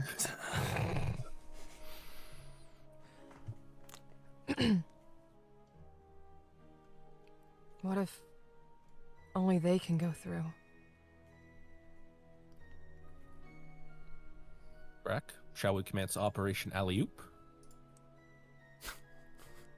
Let's do it. All right. All right. Get into a running stance. All right. All right, I'm gonna get into the Coon Manor finally. Oh man, What do you do? my dreams are coming true. All right, I start running, but to everyone, it's in slow motion though. There's a look of joy on Damien's face as he's running. I was thinking the same thing too. Think of all the cool things in the Coon estate. Soft beds, good food, entertainment to last a lifetime. I can't believe it. It's gonna be a dream come true. I've never experienced such joy. What do you do? And then as my foot is like, so we're doing like an alley oop, right? I'm jumping into Brack's hands. He's gonna throw me into the painting. Got it. Brack, Damien jumps into your arms as you, I'm assuming, follow suit. Baseballs. Brack's secret move, volcanic toss. Just, you just launch him, I'm assuming. Okay. Yeah. Damien, Like, just shoots him straight up. you get launched towards the painting. It's calling to you. And your body like slams into it and you start to like slide down the wall. Brack didn't do it. He was already a pancake when we found him. Go ahead and take 7 damage for me. This Baseball strat never works. painting is more solid than I thought. Is it as solid as a snake? Badoom. Wow, okay. Lonnie just like she puts her face in her hand. Oh my god. Hey, Lonnie, you having fun? Yeah, well, let's just say it's unexpected, but I think I'm growing accustomed to Team Recall. Hey, so you could have stayed. I think Eden's right that the only people who can enter are those 3.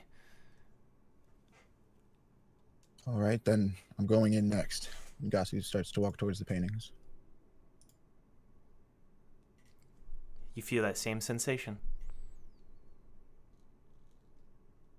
Gasu reaches out towards the painting.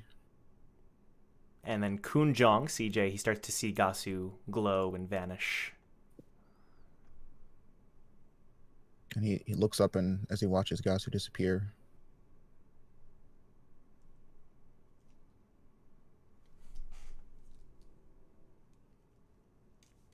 all right, Get this over with. He stands up from the pillar.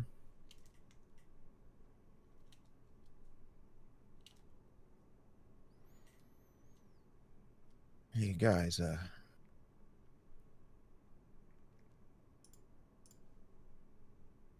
never mind. Been fun. What is it?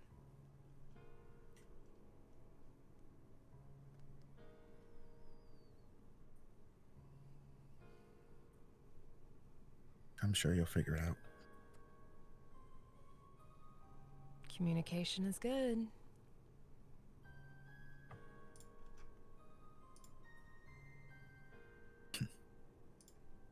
What would I know about a thing like that?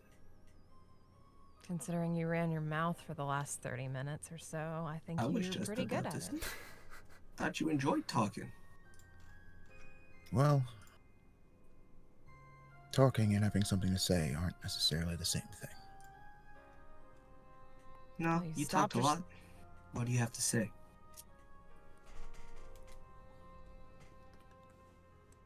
Just,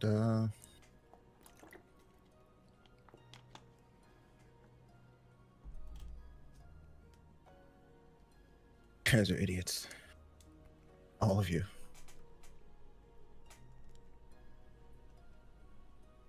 I think the only idiot here is the one who's talking, who thinks his mother wouldn't be proud of him. Because she always would be.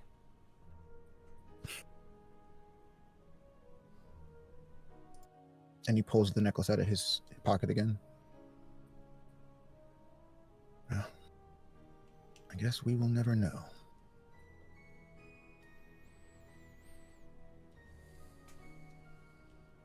You and I both know that she's proud of you.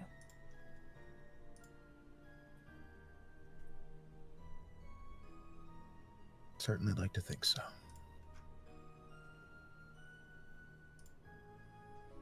Have you thought about this? Are you proud of yourself? Me? Of course. I mean, do what you gotta do, right? Sounds like another excuse. You're deflecting.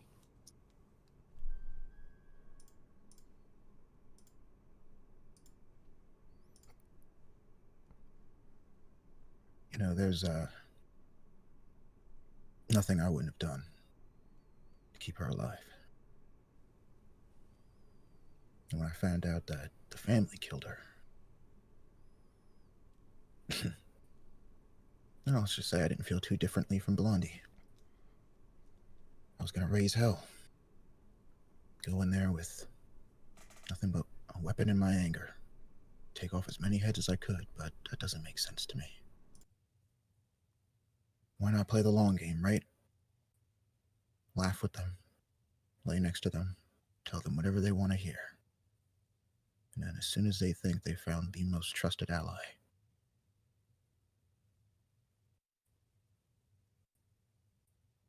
kill them all.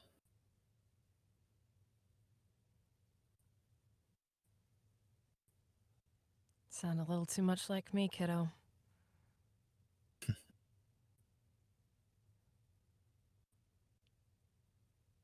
Can't say I don't understand. Maybe if I ran into you a couple years back, I would have admonished you, but I think you did the right thing. For all it's worth.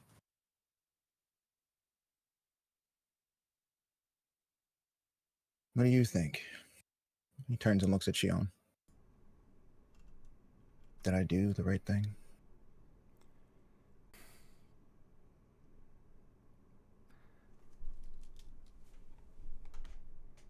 Right and wrong. It's all subjective anyway. In my eyes,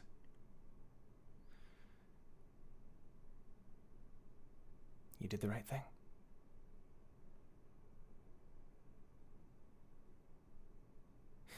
Even if you are still a fake. I can acknowledge that much.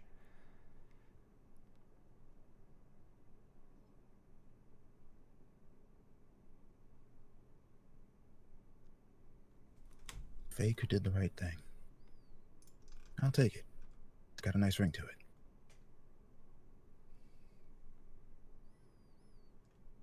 Well, I guess I better get going. Blondie definitely doesn't have the social skills to deal with a kid by himself, so who knows what's happening over there. And he turns around and he starts walking towards the paintings. Adios, Team Recall. I hope it was fun. And he stops when you say that. It was the best, Damien. And he walks over and reaches out towards the same painting. Huh. The light envelops your body as you join the others, and the final Jeong vanishes from the room.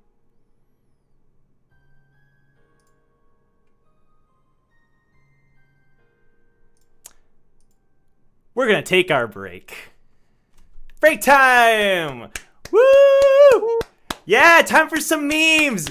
Time for some fan art. Time to see what the community's been up to this week. Enjoy it, and we will see you very shortly. Take This care. man giving Oscar level performance. Bye-bye. Here. We getting me, man.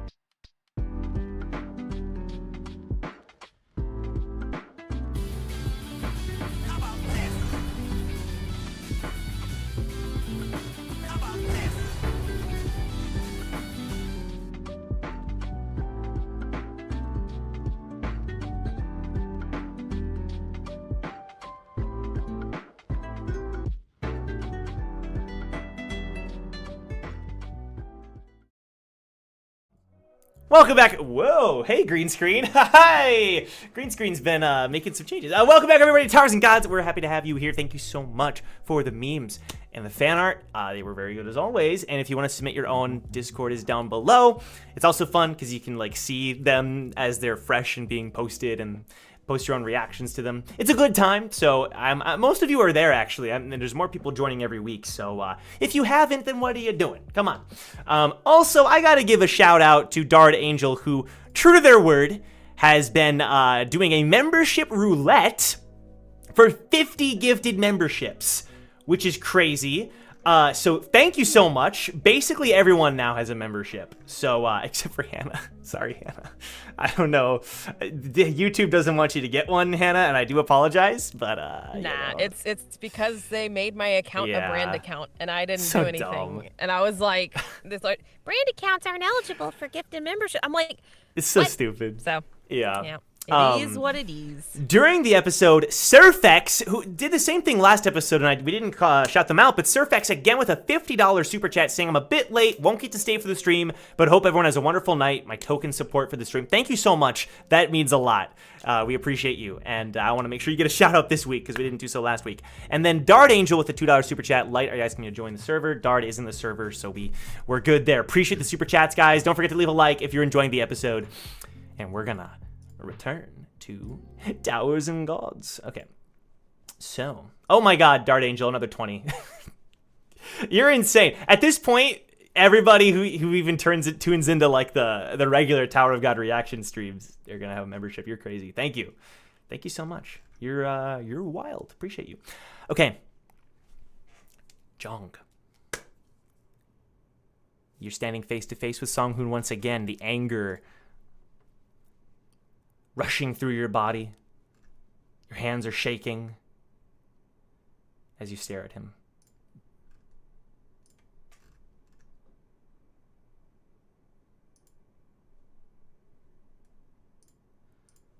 Sang-Hoon is breathing heavily. What did I do to you? What did you do to me? You want to know what you did to me?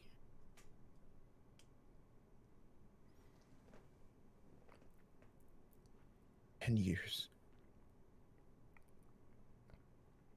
10 years of my life. I did nothing but kill. Because you told me I had to. I never did you that. You told me. You've got the wrong guy. I'm a regular. I've just been climbing the tower with my team. What are you saying? Doesn't make any sense. Enough.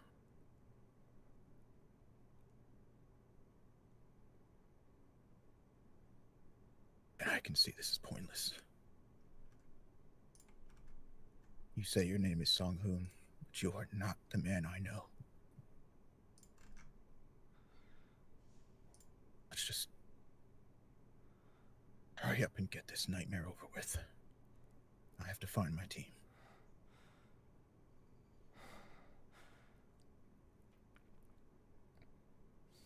He doesn't say anything, but he kind of leads the way further down, deeper into the depths of this dark, twisting hallway that never seems to end. And there's like an awkward silence as your footsteps echo down the hall.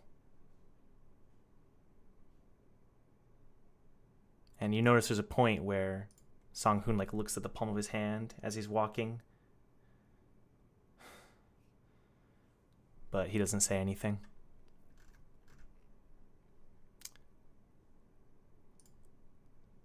Time is untrackable here, both literally with your pockets, but also just, it's hard to tell.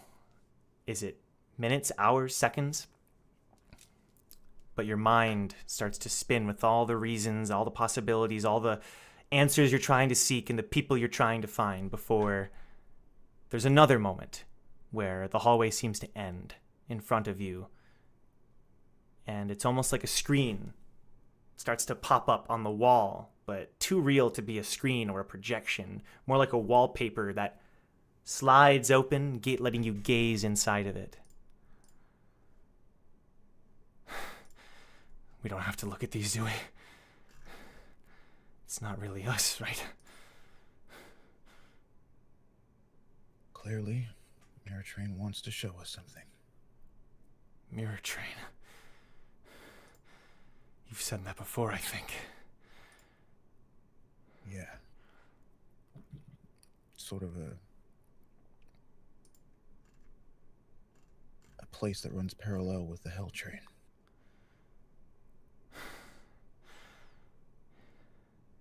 He just shakes his head. He looks back at the palm of his hand before he looks back up towards the wallpaper. Jeong, your heart starts to beat faster.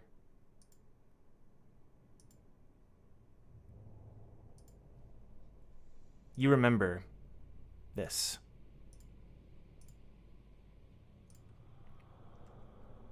You remember hiding behind that basket while the hustle and bustle of the town walks on by. People laughing, throwing dice, kicking over tables, but the town life that you weren't accustomed to roaring around you.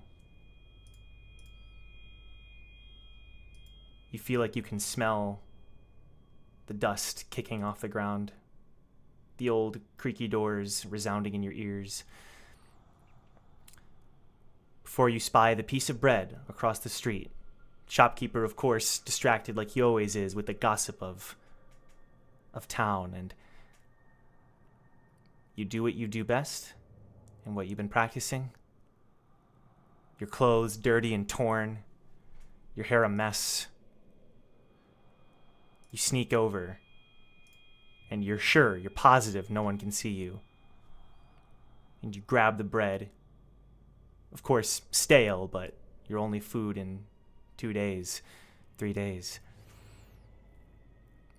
And you sneak away, off back to your corner behind the basket, and you start to nibble at the bread before quickly chomping down on it, trying to eat it as quickly as you can before someone notices.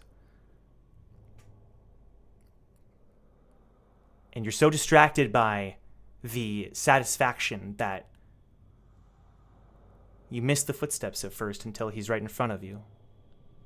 And you almost drop the bread as you notice his shadow standing over you.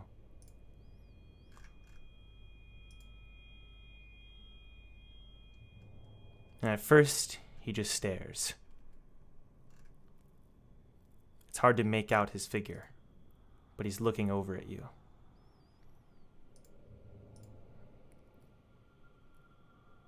Boy. And you kind of jump.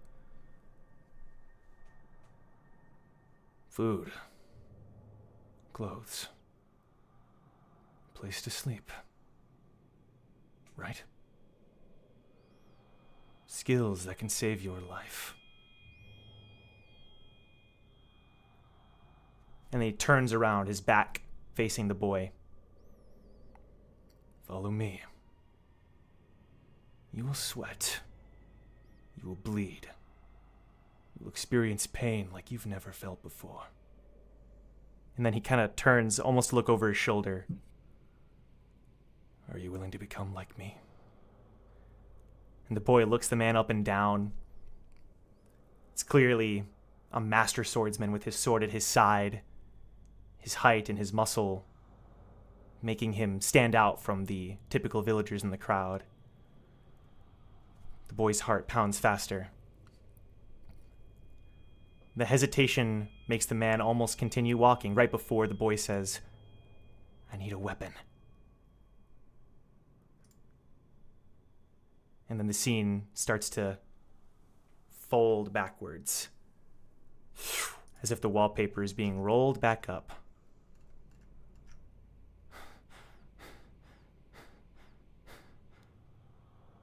Who was that?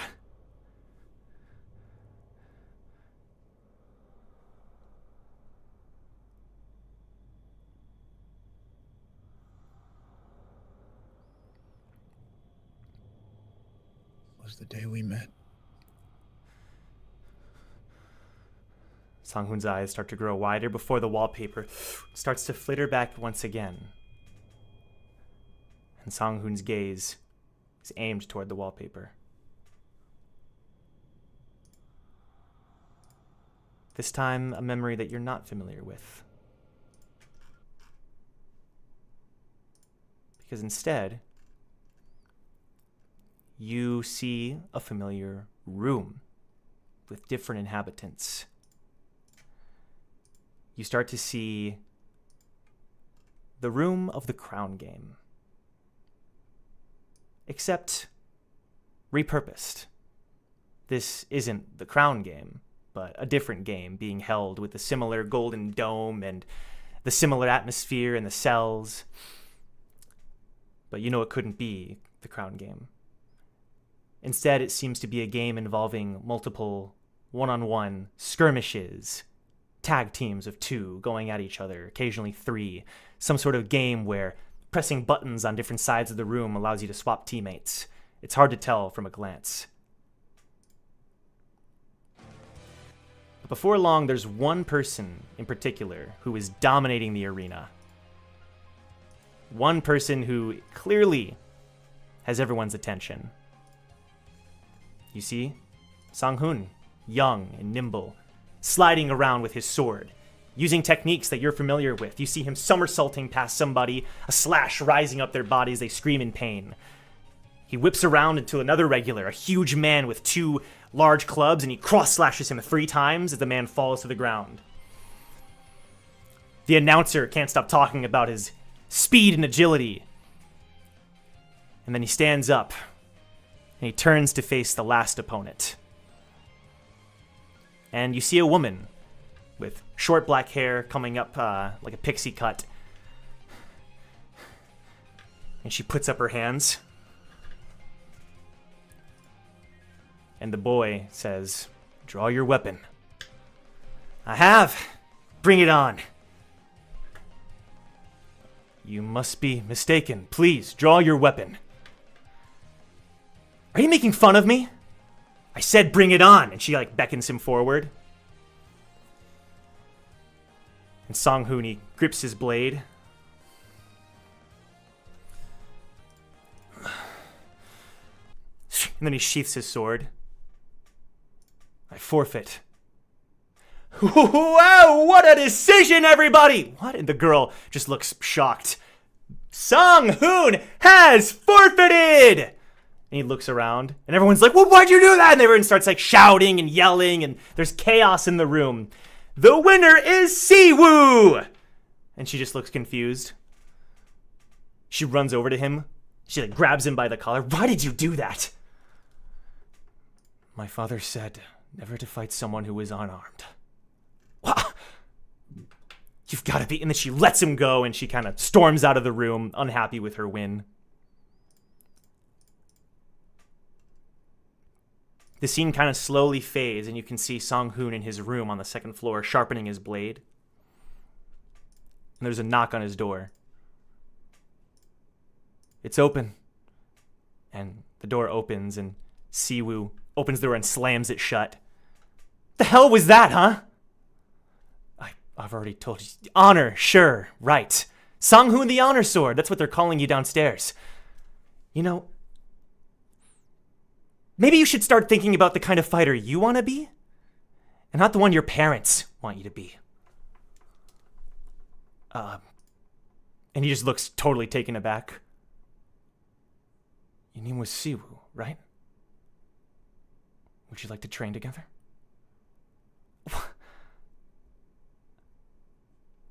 "I thought you couldn't hit someone who was unarmed." And then she kind of gives a little smirk.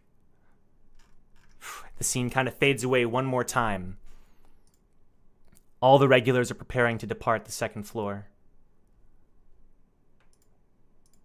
And Siwoo taps him on the shoulder. He turns around. You can feel you see a flush creep up her face. And then she bows. "Can I climb the tower with you, Sang-Hoon?" And then he smiles. And he puts a hand on her shoulder. "Of course. You beat me to it." "Yes." Yes, I'd like that very much. And she kind of looks up at him and gives another smirk, and you can see that behind her are 3 other teammates that are crossing their arms and smiling at what's happening. And then the tapestry rolls away, and you see a near identical copy of who you saw within that scene next to you, watching.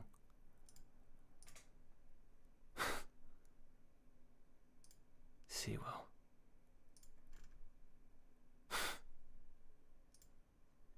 That was when you met her. He looks over at you. Yeah. She didn't really like me at first, but before long, we became very close allies.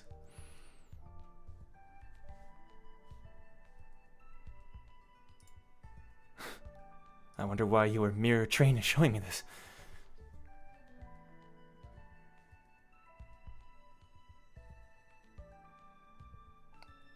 He looks at you. Your teammates. You said you were close with them too, right? Yeah, I am. Do you have someone you can rely on as well?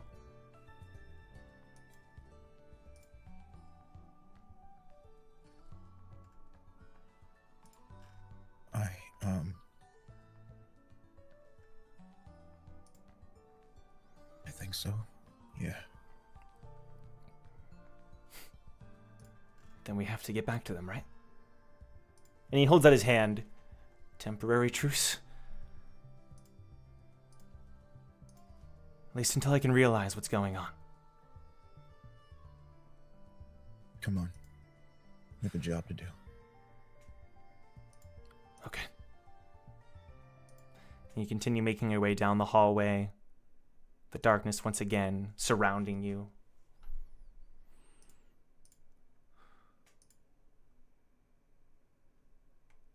Am I... Sang-Hoon speaks up.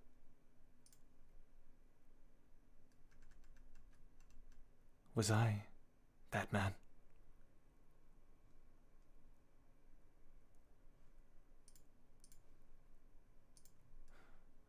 I shouldn't have asked what I did to you. It's what I will do, isn't it?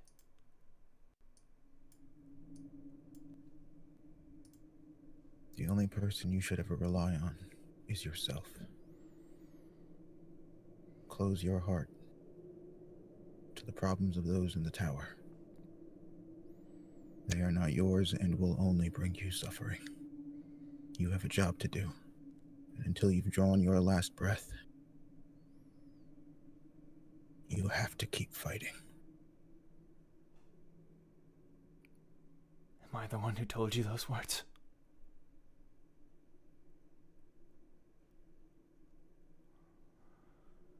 Yes.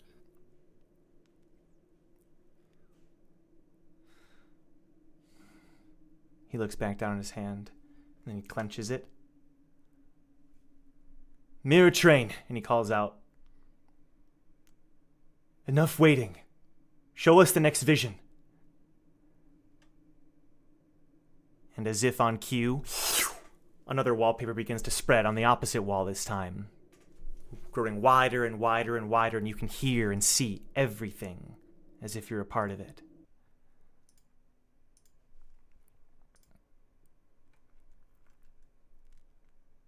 This time, it seems to be that Sang-Hoon is seeing his own vision first. You see teammates walking through a town. They seem to be laughing and having fun. And they're all laughing and slapping each other around, and you notice Sang-Hoon among them, along with Siwoo and some of the teammates they gained on that floor. You see a man with blonde hair. He seems to be wearing some armor and a big old shield. His hair's kind of spiked up. Hey, he points over to Sang-Hoon and Siwoo. You don't think they're, And then one of the girls goes, ooh, Siwoo and Sang-Hoon, SNS? And she starts giggling, and she has blonde hair kind of tied into a long braid. And one of the taller guys, well-muscled, he has a long spear on his back, and he just kind of smirks. But there's another girl with brown hair, very long and straight, and she walks up behind them. Just because you three go out every night doesn't mean we do anything weird. Come on. And then she walks up to Siwoo.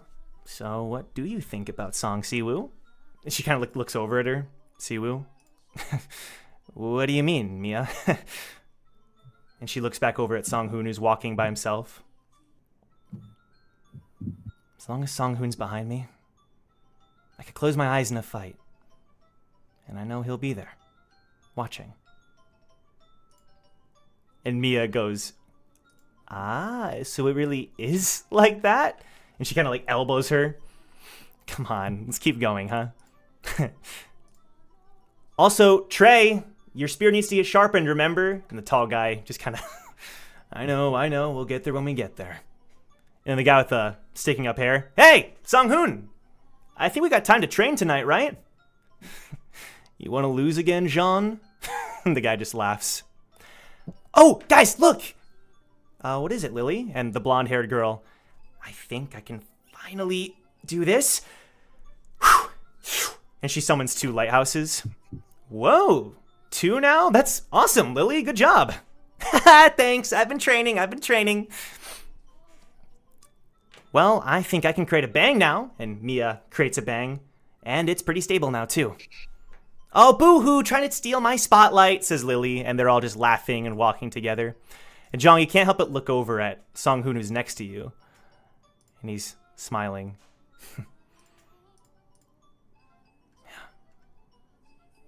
He's just watching as if reliving the memory. And the scene fades away.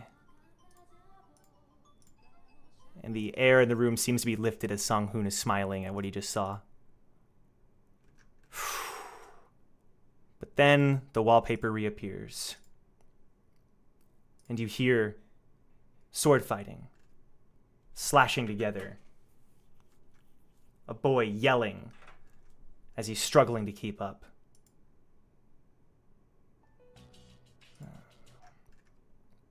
He's being pushed back further and further and further.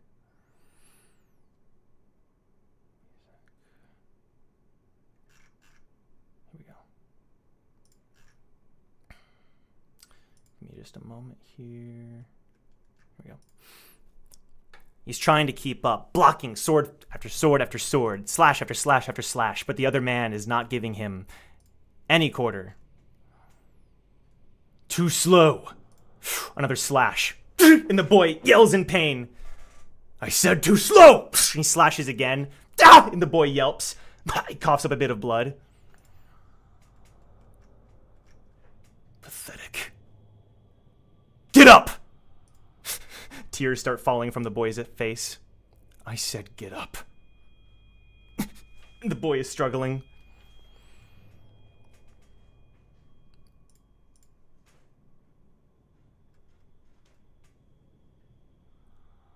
And the man's just looking at him. I can take it. Let's keep going. As the tear rolls down his face. And with a slash, the man swings his sword out once more. And as he slashes, it's as if the wallpaper itself splits into 2 and the scene vanishes from vision. And Sang-Hoon looks over at you. Why would I do that to you? That's not the way of a swordsman. It isn't right.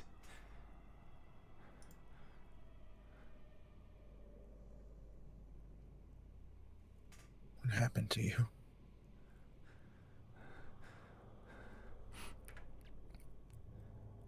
I'm not real, am I? This is all just a vision. That man who was laughing with his teammates. I don't recognize him. It's not me. I will never become that man.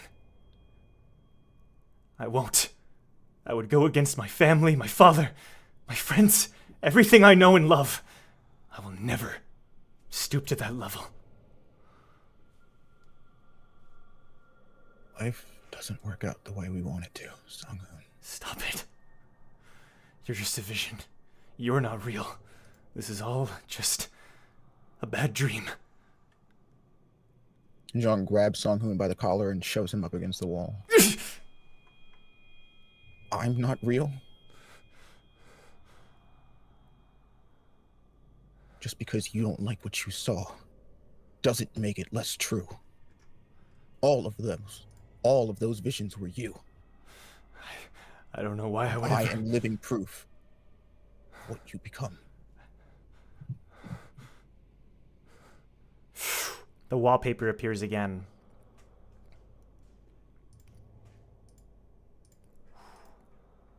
This time, Jeong, you see yourself outside of the gates of a huge mansion off in the distance, surrounded by trees and buildings as tall as skyscrapers, floating ships surrounding it. And you're hiding while you listen to some of the guards talking. Another tourney, huh? You said it. That means tighten security. That means working overtime. Damn. Wish we could see it, huh? Hey, don't say that so loud. We don't want any of the big shots to catch. Oh, come on. They never make it out this far. But speaking of which, you heard about her, right? Huh? Heard about what? They found another one dead. Another kid? Yeah, that's... No. Not one of the kids. One of the wives. The wives? I guess they're at it again, huh? Wait, don't tell me it's not the pretty one, is it? They're all pretty, dipshit. No. This one was one of his favorites, according to the gossip. I think her name was... Melody? And your heart just starts beating faster and faster, and you see yourself listening as your eyes grow wide.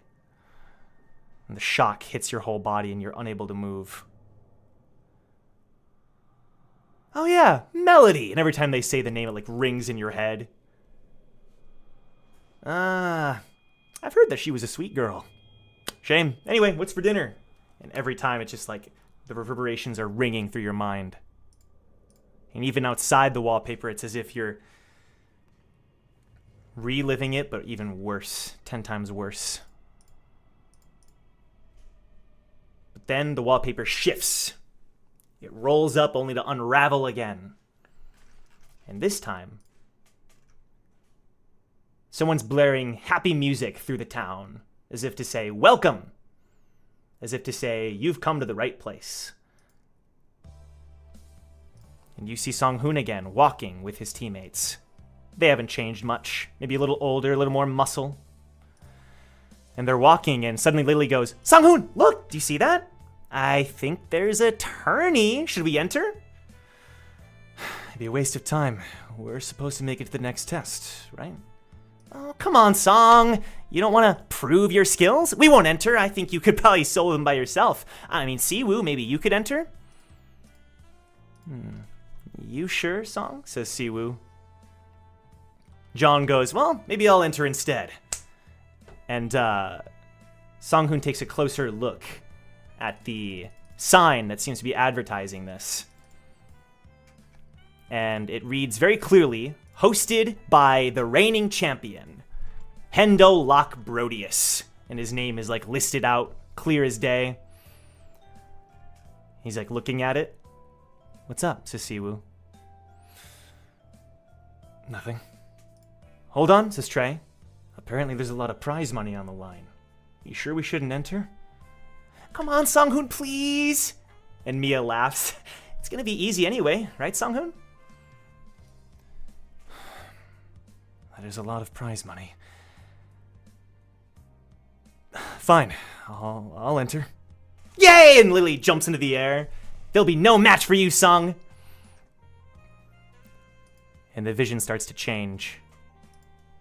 And you look over, Jeong, and you see the Sang-Hoon sitting next to you goes, I remember how this played out. This happened just yesterday, I think. You can tell this is fresh on his mind. It starts to shift and blur. And suddenly, Sang-Hoon is standing across from a big man with muscles and a long needle that's painted pure orange, and it's meant to be super flashy, and it's huge. Woo! The match has finally reached its concluding point. The tourney has reached its concluding point as Sang-Hoon faces off against the reigning champion, Handolak Brodius. And Brodius is this huge man, the muscles rippling, and he starts in his small shirt to show off all his muscles. He starts to raise his hands up, and the crowd starts chanting, Brodius! Brodius! Brodius! He turns back to face Sang-Hoon. No hard feelings, right? Congratulations on making this far, though. And Sang-Hoon just nods. Same to you. Shall we begin? And he grabs his sword. Let the match begin! In 3, 2, 1! And they run at each other, with clearly the member of the great families having a huge, significant advantage, at least in the eyes of the crowd, as he rushes forward towards Sang-Hoon. And their blades clash and clash. The flurry of blows coming from Brodius. You're not half bad! And Sang-Hoon is blocking, deflecting, a little scar running across his cheek and his body from time to time. The finishing blow! And Brodius raises his hand, delivering a huge force upon Sang-Hoon, but Sang-Hoon slips behind him, and in a flash, Brodius whips around, but then Sang-Hoon is no longer there, and his blade is up against his neck in the blink of an eye, and the crowd goes silent. And Brodius looks shocked. Who in the hell? Drop your weapon, says Sang-Hoon.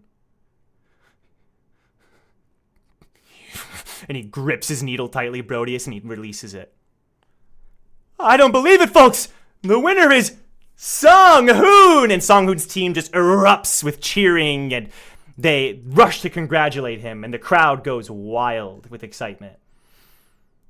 That was amazing, Sang-Hoon! And Siwoo, claps him on the back. And the crowd is going crazy. They're running up to him to congratulate him.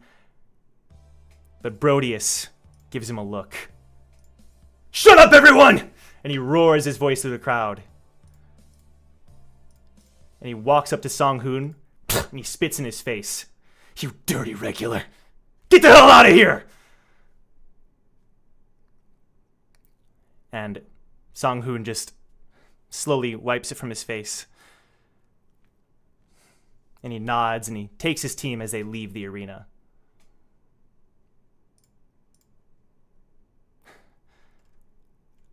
Siwoo looks behind her as Brodius just glares at him as they leave the arena.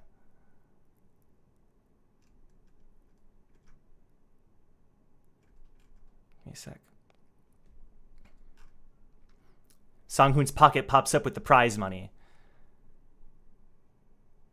But then Trey says, Are we sure about that guy? He seems like trouble. I'm sure it's fine, says Mia. It's fine. Right, Sang-Hoon? Right, Siwoo? Yeah, I mean, after all, if it comes to the worst of it, Sang-Hoon, you can just beat him again, right? Of course. But really, it's no trouble. And he nods. And the scene, the wallpaper scrolls back up again.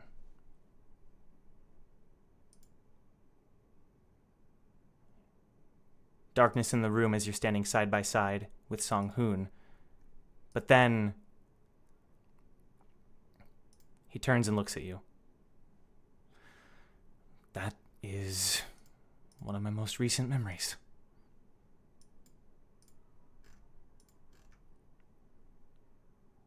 Leave it. That's why I have to get back to my team. I'm worried. What if something happened while we were sleeping and that man, he kidnapped one of them or something? I have to go find them. So, whatever is happening here, whether this is real or not, I'm sorry, but I really have to go. The day I left you. Last day that I saw you. You told me someone was coming to visit you. and that I had to run.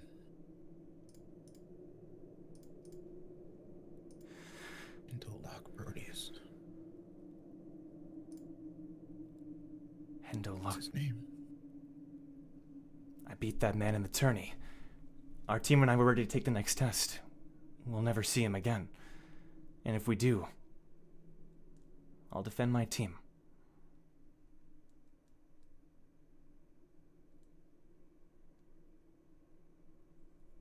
What did he do to you? Happened to you?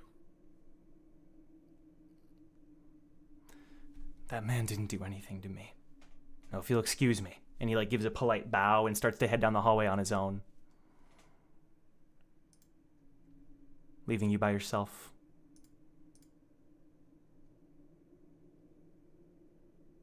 And after a minute, Jeong, he just kind of takes a breath in and then starts to follow after Sang-Hoon.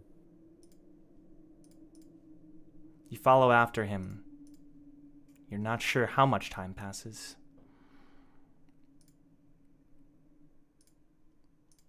But Sang-Hoon is frozen by the time you catch up to him, in front of another wallpaper. He's looking at you. You see yourself. Walk through that door. Walk through Sang-Hoon's hut, where you live. Blood covering your body, your eyes wide.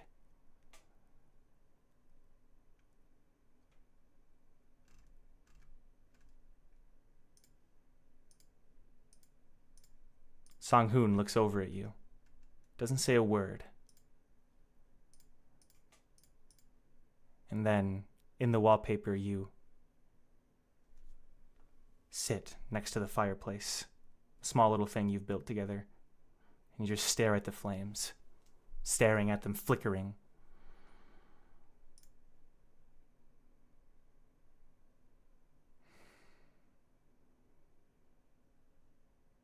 Sang-Hoon, he puts his sword down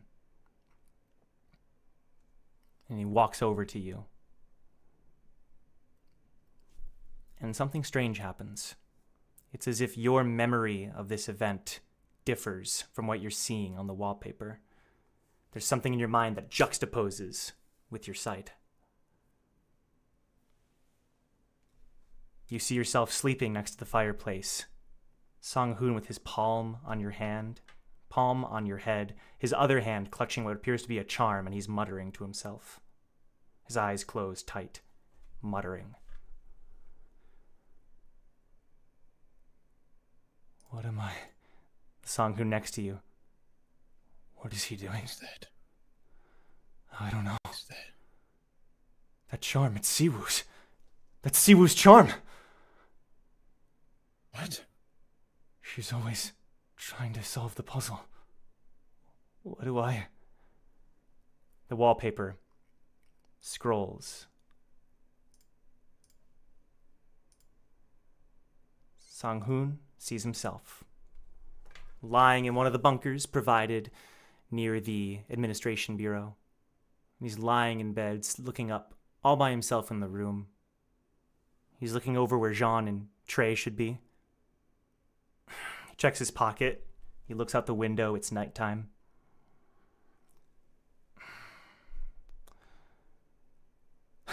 You see him texting Mia, texting Siwoo, but no response.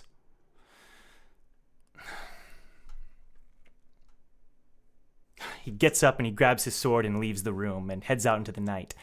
The crickets all chirping in this little area, and he heads off into the nearby woods before he gets a notification from Mia saying that they're all hanging out in the nearby house, an abandoned building further down the road. And he kind of smiles, remembering how they talked about that old place, and he starts heading towards there. Sure enough, the place has lights on, and he walks up to this old abandoned cabin. And at first he knocks, and he hears Jean say, "Come in!" And he opens the door, and his eyes just grow wide.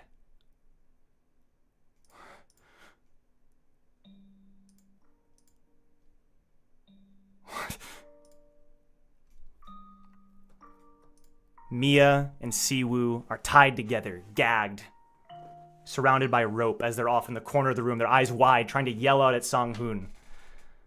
Trey has his spear at their necks. Lily seems to be having her lighthouses at the ready, and Jean is right at the door with his sword. Step inside, Sang. Jean? Siwoo, Mia, what's going on? And Lily yells out, "We had no choice, Sang. His brother's a ranker. He was going to kill the whole team unless we helped him out." What are you... So you used Mia as bait to lure me here? What's going on? I'm sorry, Sang, says Trey. And Jean says, "Just put your self-righteous pride away, Sang. It's not gonna last us forever. You picked a fight with the brother of a ranker and the 10 families. I did it to help us. What do you mean?" And Trey says, "There's only so much a regular can do, and now you've made an enemy of the families. It's only a matter of time before someone way stronger comes to get rid of us." And Lily says, "This is the way of the tower, Sang. So just do everyone a favor and take whatever it is he's going to give you, okay?" And Mia's trying to yell out, and Siwoo's closing her eyes, a tear rolling down. You can't be serious. Jean, Trey, Lily. "Drop your weapon, Sang," says Jean. "We can escape this. We can make this better. Just drop it, Sang." And Sang's hands, he clenches his hands. "I wish it didn't have to come to this. I wish. I'm sorry." And in a flash, he draws his blade. "Stop him!" And Lily brings her lighthouses forward, but in a slash, the lighthouses break apart, and Sang-Hoon slides across the room. And blood gushes from the throats of the three. And they start to clutch their necks. "Mia, Siwoo!" And he slices at their bonds. And Trey is gagging next to him, and Lily's crying out in pain. "We gotta leave. We gotta go now." Well, well, well. And someone walks up next to the door. "The Honor Blade? Is that what they call you?" And Brodius is standing there with 2 men behind him. What a sad sight. And John is just gagging up blood next to him, and he kicks John over. Dirty regular, killing his own teammates. Shame. Sang-Hoon stands up and grabs his sword. "Siwoo, run. Take Mia and go." "Sang, we can't just go!" And it looks like Siwoo's ready to do so. But then Mia stands up. And she creates a bang. "Mia!" And she creates a barrier in front of Sang-Hoon that pushes him back. Pushes both him and Siwoo back. And they blast through the back of the cabin. "Mia! Mia, what are you doing? Don't go so far!" And the barrier is holding off Brodius as he's hacking at it with his 2 friends. And the whole cabin is like set on fire as the explosion continues to erupt. And Mia turns to face the 2 of them. And she smiles. "There's nothing I wouldn't do for my friends." And Siwoo grabs Sang-Hoon and drags him behind her. "Mia! Mia!" And there's another huge explosion, and you can hear the cries from the cabin as Siwoo and Sang-Hoon run as fast as they can.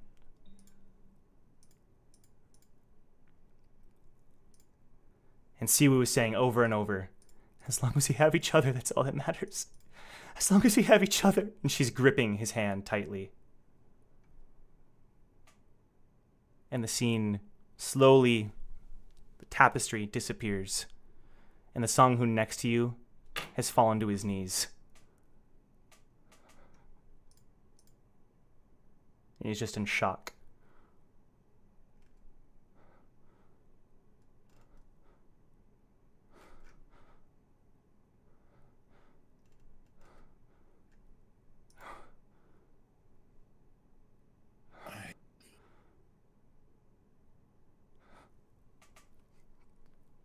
I don't know if you're real.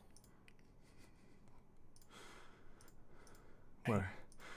Where are they? Jeong. Where are they? Mia, Siwoo, Jean, Trey, Lily, where are they?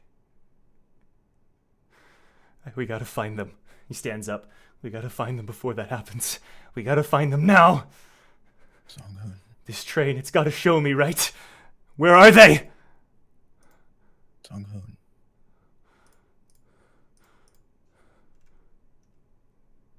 I am sorry. Don't act like this is real. And he grips your shoulder. You and I, none of this. None of it. And this time the wallpaper encompasses the entire room all around you. You get the feeling this is the last thing you're gonna see.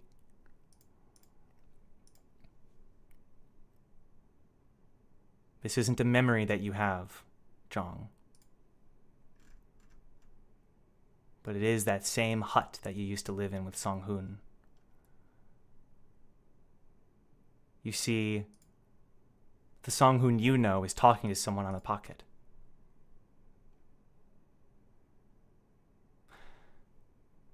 So, you're Sang-Hoon, correct? A very refined voice, feminine voice, comes across the pocket. Sang-Hoon doesn't respond. They say you're training a boy. Khun boy? Is that right? He doesn't respond. You see, based on our intel, we know that there's a certain ranker who's after you. Sources tell us he's located where you are. But and then they say something, but it's blurred. You're not able to understand what she says. Have the resources to deal with that individual if you so choose. All we ask is that you cooperate.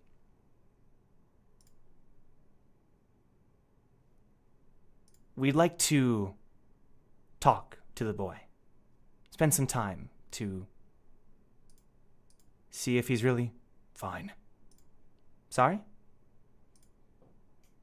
You seem to misunderstand. And Jeong, it's like the screen cracks. It's like the wallpaper is cracking, as if something is wrong. That boy isn't my apprentice. It cracks again. He's nothing but a tool. Cracks. My last weapon to thrust at the great families. He served his purpose. And it's like it shatters in front of you.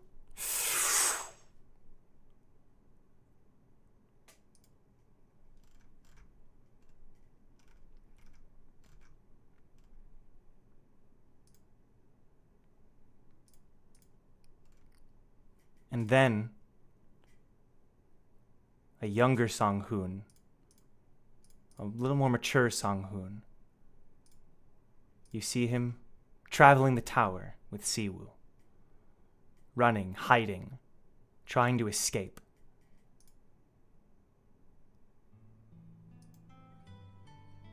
You see them get closer together. Eventually you see Siwoo cradling a crying baby. And she looks up at Sang-Hoon with tears in her eyes. Mia. And he nods. Mia. And he pokes his finger at the baby who's crying. Further ahead, Sang-Hoon, who's now training as a mercenary, he enters their house. The client. It's him. And Siwoo's eyes grow wide, and she quickly grabs the baby as they pack their things. The scene fades further. You see them standing in front of a platform as if to board some kind of train. And the man standing in front of Sang-Hoon is stronger. A patch across one eye. This time, 2 needles in his hands, brandished. And behind him, one of his men with a knife to Mia's throat. Mia, who's now a young girl, 5, 6 years old. Let her go, Proteus! Let her go! And Siwoo is standing. Siwoo is where you can't see her. Oh, no, no, no, no. I'm not about to let my brother take another eye. And he points at his patch. What do you think, Neymar? Your life. In exchange for hers. And he points his finger at the girl. Please, please. I'll do whatever you want. And he gets on his knees. Just let her go, please. That wasn't the deal. And then in a eruption of power, Siwoo flies into the scene, screaming as she charges out of nowhere at Proteus and his men. And she flies towards the man holding her daughter until a needle has run through her body. She starts coughing up blood. Siwoo, why are you? And Proteus kicks her aside. So that's your answer, huh? And he nods at the man. No! And Sang-Hoon draws his blade and charges at them, but it's too late. The knife, as if in slow motion, runs across his daughter's neck. And she falls to the ground, crumpled.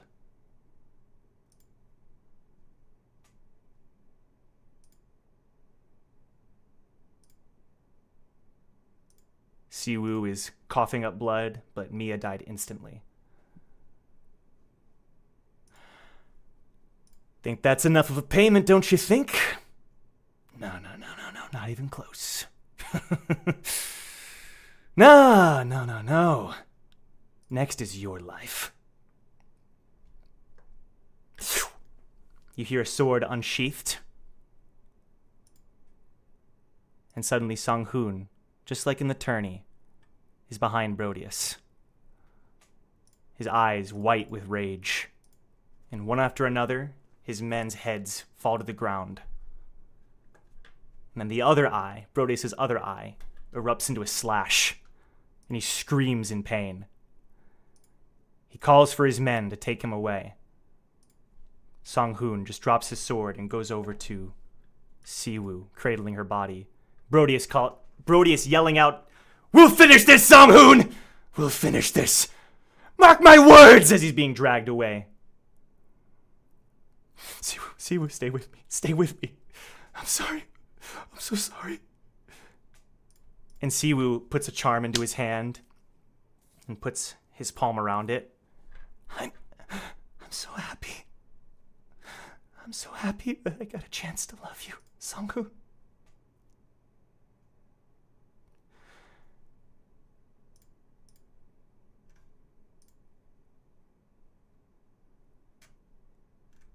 No. And the Sang-Hoon next to Yu Jong mutters a word. No. And he draws his blade. No. And he yells. And he takes his sword and slices into the wallpaper. And it peels back. And suddenly, Jong, the two of you are standing on that platform in front of that train.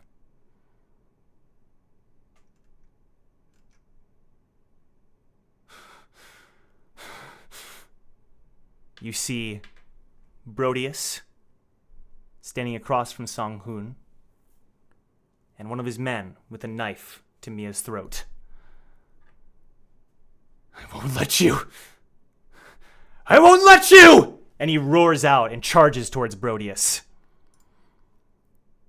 And it's almost as if it's in slow motion, as if you're watching this happen in slow motion, Jong. He's charging towards his archenemy. His daughter with a knife to her neck. His wife out of vision. And your heart starts pounding.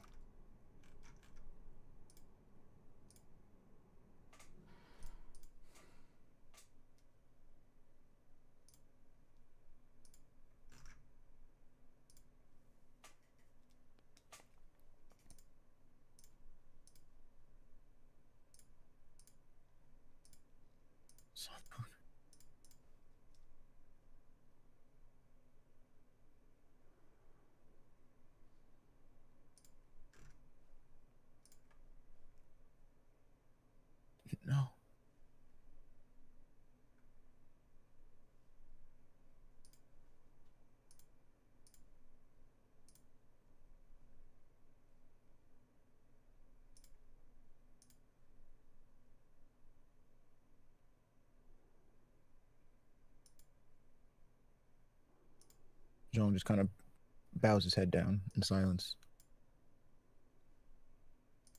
A voice inside of you speaks. What are you doing? You hear Sponge. You haven't heard his voice in years. Sponge. Aren't you going to help him?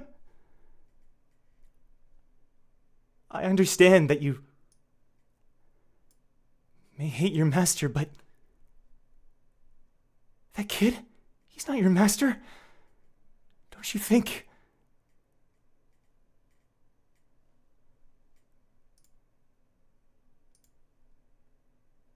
I don't know if doing anything here change what happens. Does it matter? Does it matter if it really changes something in the outside world? And then Jeong lifts his head up and he grabs the sword at his back. You're right. It doesn't. And Jeong unsheaths his sword and he goes running after Brodius. And Sang-Hoon is running, tears streaming behind him. And as you charge, it's like everything else melts away as the two of you are standing across from Brodius. Finally, the revenge I seek. Roll initiative.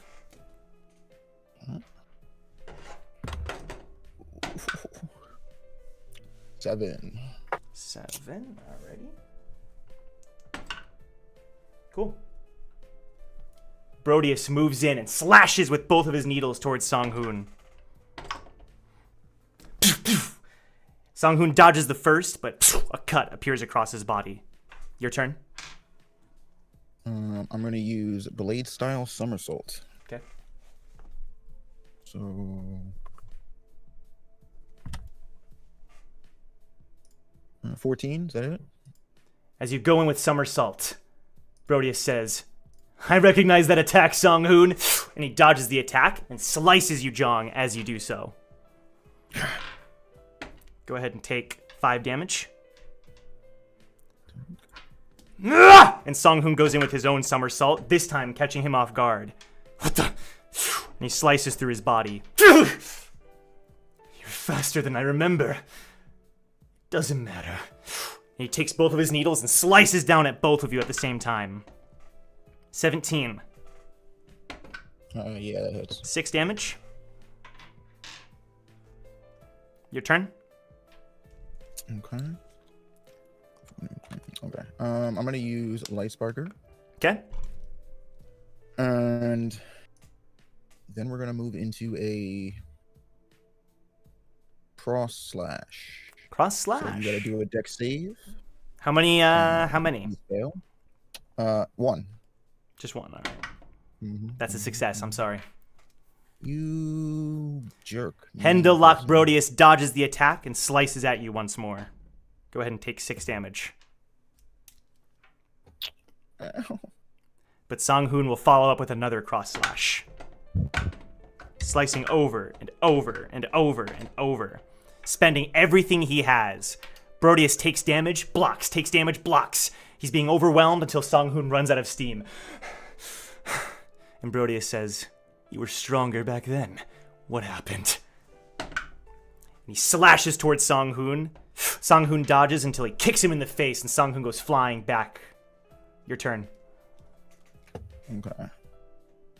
I'm going to use Bolt Trap. Okay.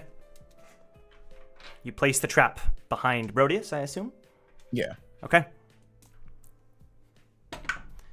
Sang-Hoon slashes and slashes and slashes, but the tears are holding him back, blocking his sight, as Brodius blocks, and gives a slash every time. You're nothing! A dirty regular! I'm a member of the families, royalty, nobility. You're nothing but scum on the bottom of my shoe!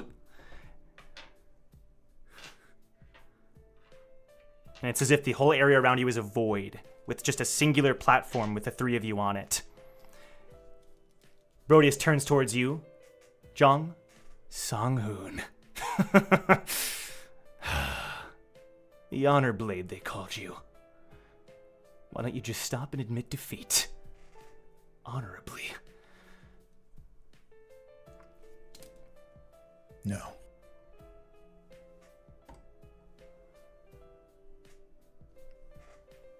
Your turn. All right, we're gonna do. Wait, so he's standing directly in front of where? Okay. So I'm going to run up to him and kick him into the trap. Okay, go ahead and make an attack roll.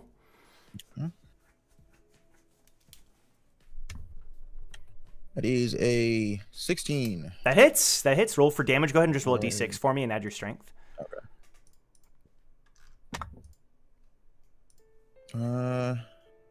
That's a 6. You knock him. He gets knocked back. And then the trap explodes. Go ahead and roll for that damage. That is Shinsu! 8. Since when? Okay, plus damage. Ooh. 16 damage. 16. Wait, really? Damn, did you roll a 10? Shoot. Yeah, well, yeah. Or an 8. I mean, yeah. Sick. God damn. Okay. The trap explodes as you kick him back into the trap. Ah! And he roars in pain, and suddenly, Sang-Hoon, his eyes like streaking as he appears behind him, slashes. And blood appears across Proteus's back. And then he slashes again, another slash across his back. You will never hurt me or my family! And he slashes down his spine, Proteus screaming out in pain.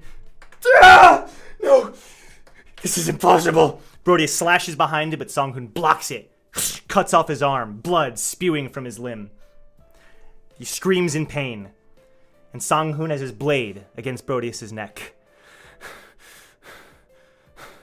But unlike in their tourney, he takes the blade and slices it through his head. And he screams. And the scream echoes throughout the void. Both of you with cuts running down your body. The line of blood appearing across Proteus's neck. And everything kind of starts to fade.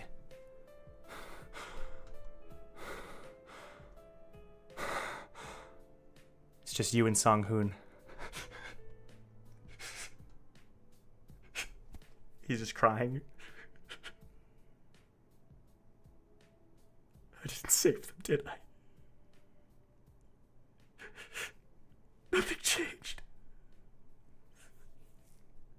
All of them are gone.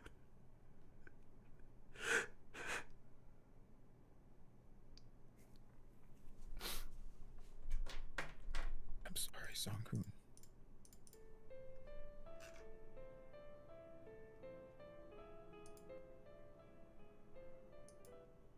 Sorry that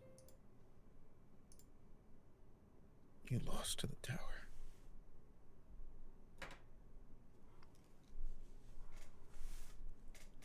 Is that why? Is all of this why? Why I... And he looks at you. Why I turned you into... Wait. And you're kind of looking down, and you feel a hand on your shoulder. Not the hand of the Sang-Hoon standing in front of you, but a familiar hand.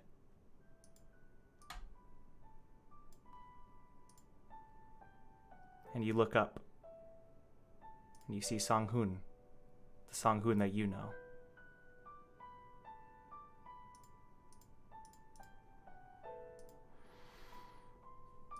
That's why I had to make sure that no matter what, you wouldn't turn out like me. I never wanted you to be a monster, Jeong. You had to become one to protect the boy inside of you.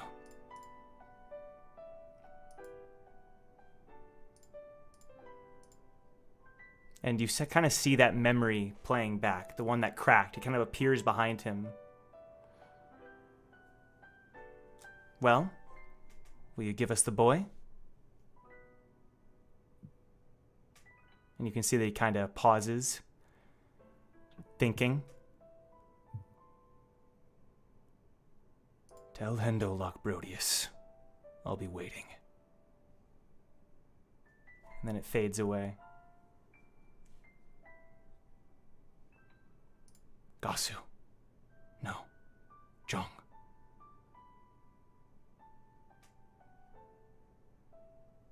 You protected the boy inside of you all these years. You've proved that you can move past the monster that is me. Look.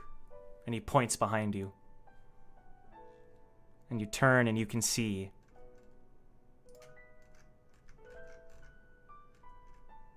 Eden. Damien. Damien. Brack. Hraesvelgr on Brack's shoulder. You see Leaf.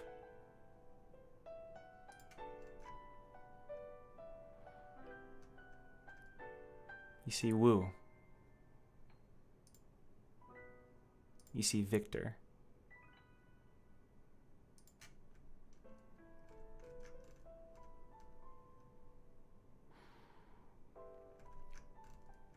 And then you see someone standing even behind them, shining with light, smiling at you.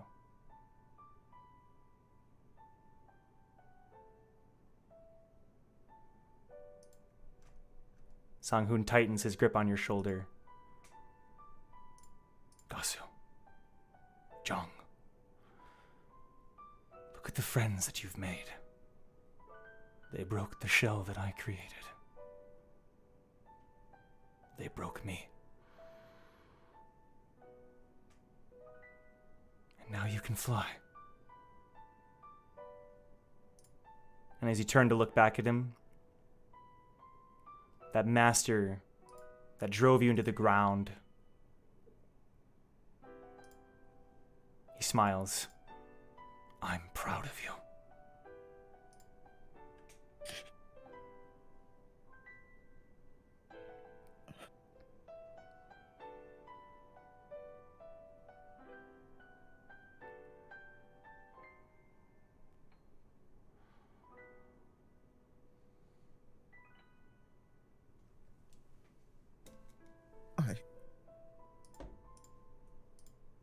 All these years,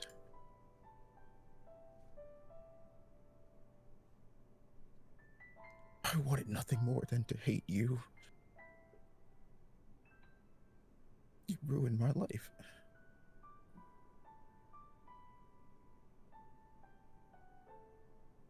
You are just a man who lost everything.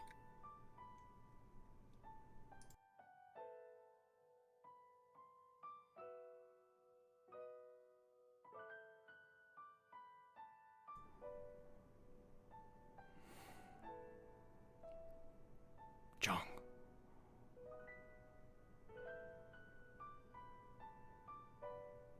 You haven't lost everything. You are not like me. You're better, stronger.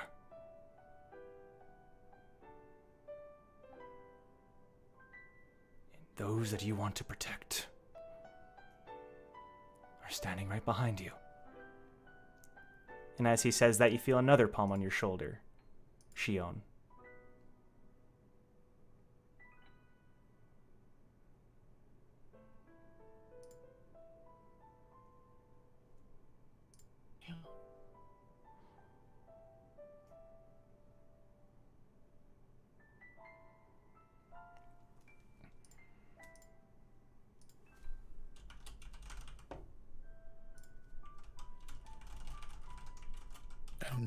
do this?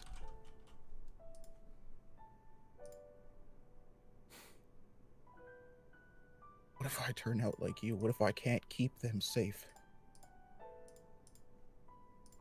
What if all this happens all over again? That's what you're scared of. That what happened to me might happen to you. Yeah. Jeong, you're not me.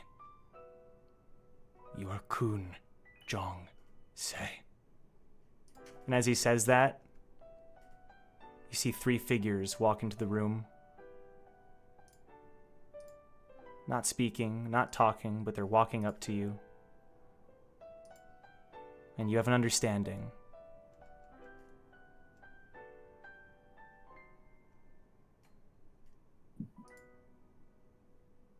You're not me, Jeong. You are you.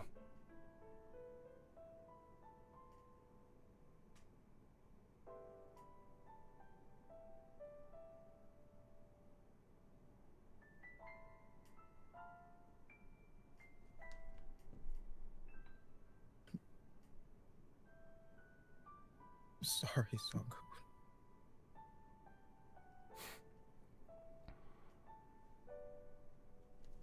I know there were tough times. We were living as mercenaries, surviving off of the blood of those lives we took.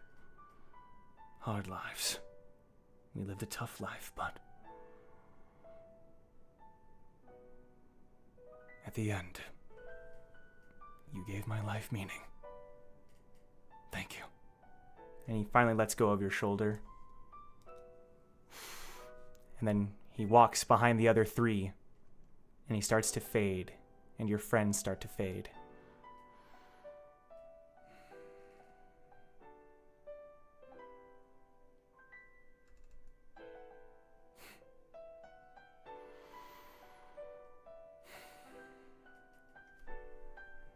And slowly, Sang-Hoon disappears.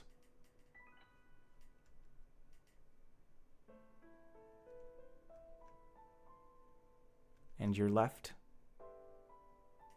with Lil Jeong, Gasu, and CJ.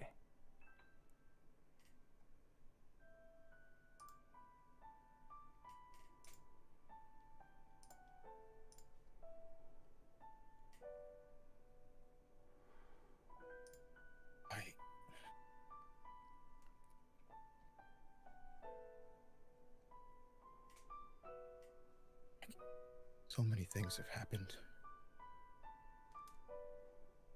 It's the day that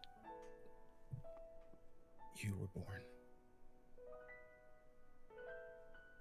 But every single one of those days, and every single one of those nights, you were there to fight the battles that I couldn't. You did what you needed to do so that I could live.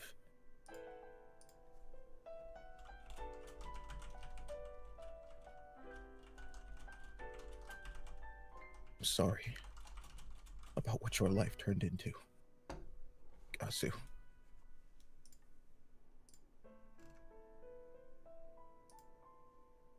But I want you to know that you did everything you could so that I could survive. But it's time for me to start living. Truly living again. And I can't do that alone. But I will never forget you. You are everything Sang-Hoon made us. All of the bad. But you're strong. You never back down from a fight. Always the first. Protect those you care about. And John walks forward, and he wraps his arms, and he just hugs Gasu. I'm sorry, Gasu. You are me. And I am you. And I won't ever forget that.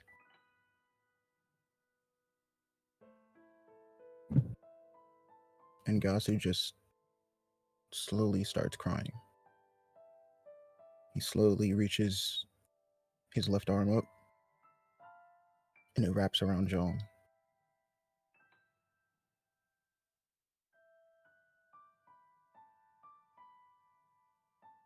Promise me.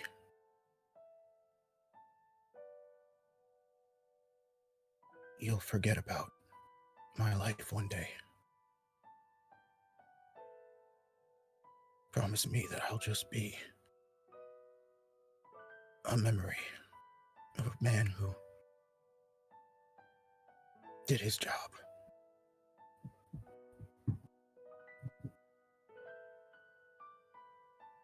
I'm sorry, Gasu. But I will tell everyone about you. That I promise. And Gasu smiles. And he just puts his head to Zhang's head.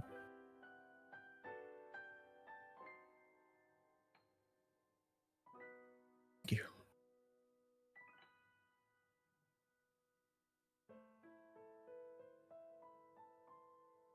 And then Gasu takes a step back.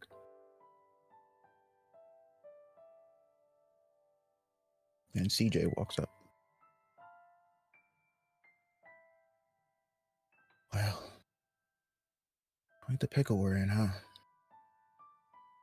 Been a while since you and I have chatted like this.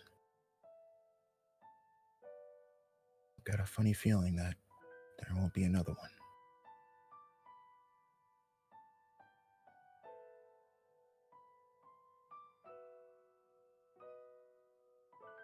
What's the matter?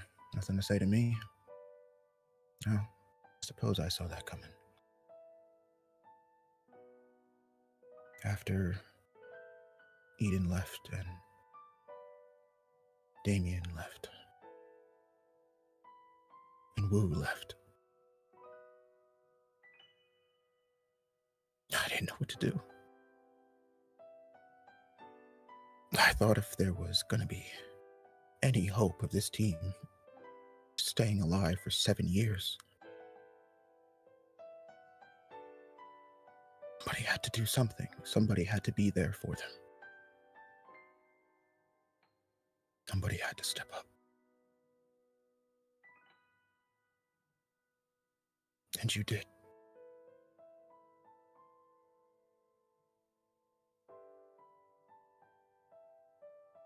I may not agree with your methods, but I know you do care.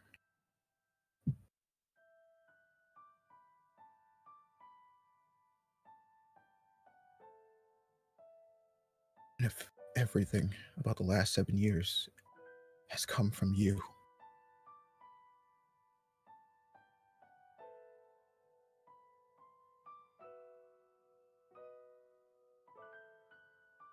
take that with me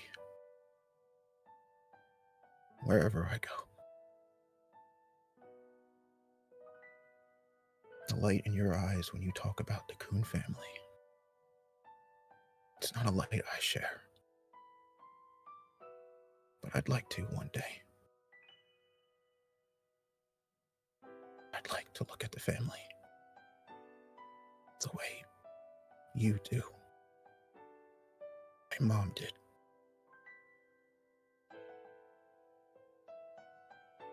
And then CJ just kind of scratches the back of his head.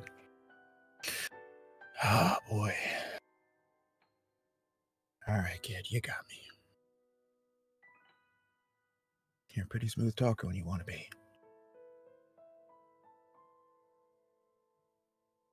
You know, the team seems to think you've got what it takes to climb this tower.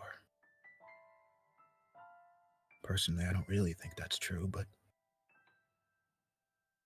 And he puts his hand to Jeong's chest. Prove me wrong. Khun Jeong Sae.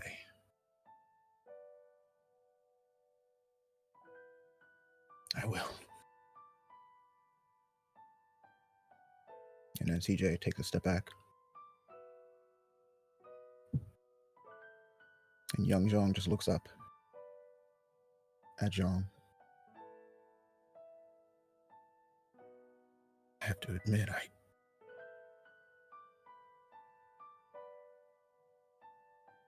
don't know what to say to you.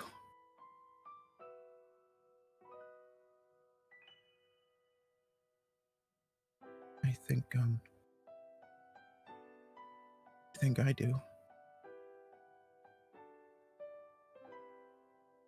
Talking with the team was really scary, but it was really fun. And it made me realize that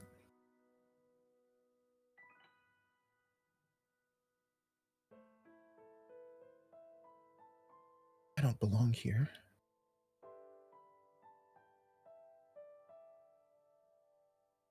I died a long time ago.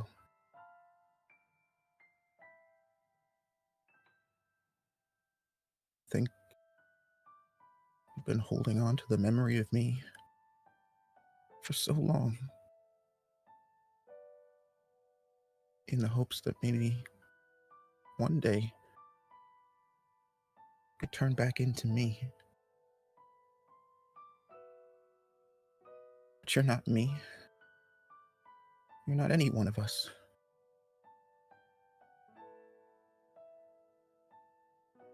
I think you have to let me go.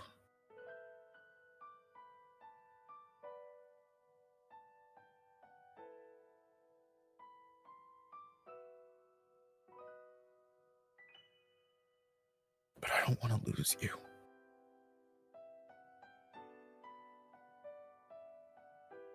You don't have to.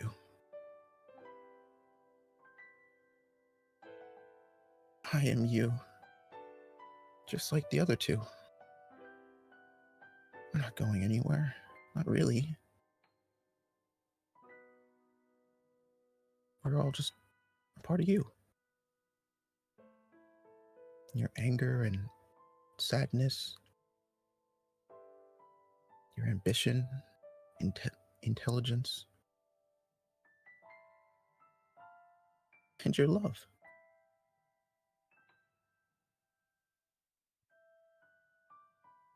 If you're feeling sad or lonely, think about me and Mom. But you are so much more than just me. And then young Jeong smiles at him. You're Khun Jeong Sae.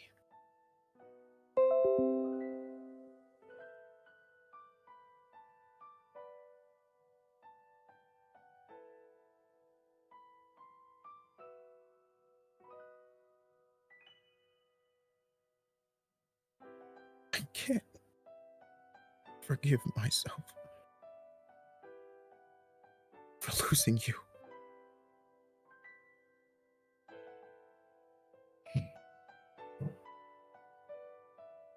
And then young Jeong walks up to him. You know,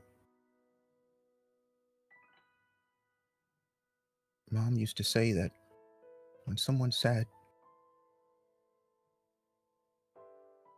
when someone's mad,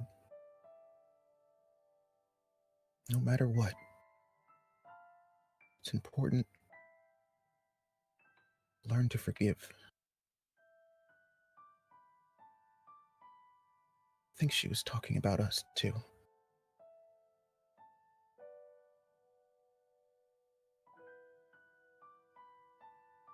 I know you don't, but I think you have to forgive yourself. Because you've got pretty cool team that I think is willing to help.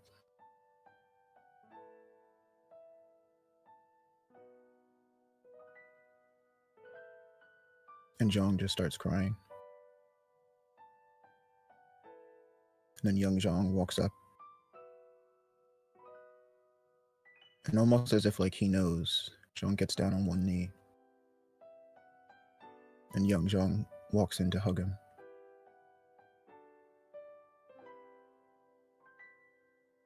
Mom and Sang-Hoon, they're gone, but you don't have to forget them.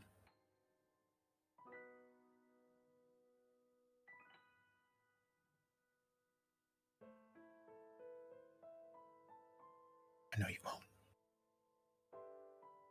And he takes a step back. And Jeong.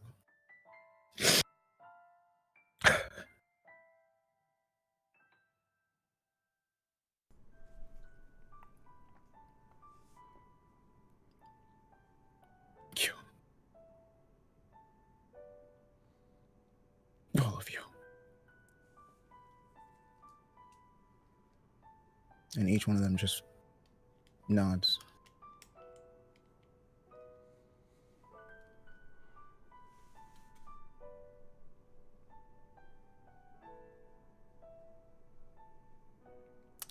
Almost instinctively, they all kind of lock hands with you, and you kind of feel this light glowing within you as the void is instantly filled with clarity.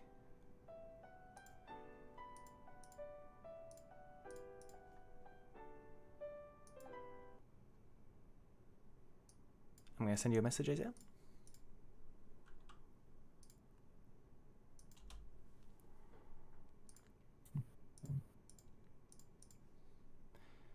You remember crying because you got bullied again, and you knew the only person you could confide in was there. You're in your garden behind the house,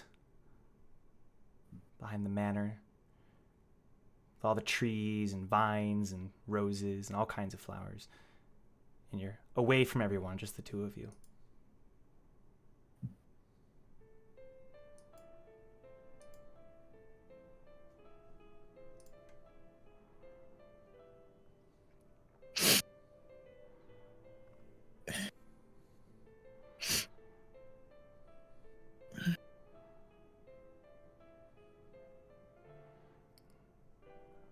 I don't like it here. You don't? You don't like it in the garden? We can take you No. somewhere else. I mean, the estate. Everyone's so mean. Oh, I know, honey. She's bandaging up the cuts and bruises, and you're kind of wiping away the tears, but you wipe away the tears and you can look up and see? All better now. And you see your mom smiling at you.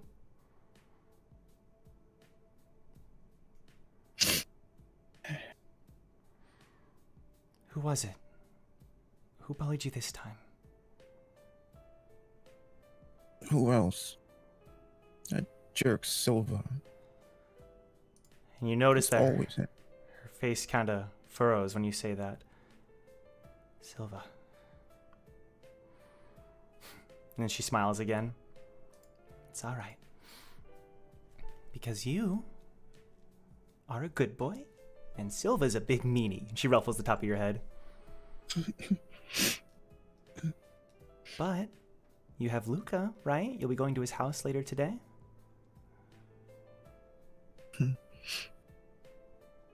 Yeah. He's kind of really loud. And she starts laughing. He sure is, just like his mother. But he's your best friend, isn't he? I mean, Despite all the Yeah. bad jokes and all the goofy things that he does and says, you're best friends. Yeah, I guess. Listen, Jong. I know how hard it is here. And I promise I'll make it better. I'll have another talk with Silva's mother. But if you ever need someone to talk to and I'm not here or Luca isn't here, look. And she points at the flowers. Did you know? Flowers tell secrets to each other, but they never share it with anybody else.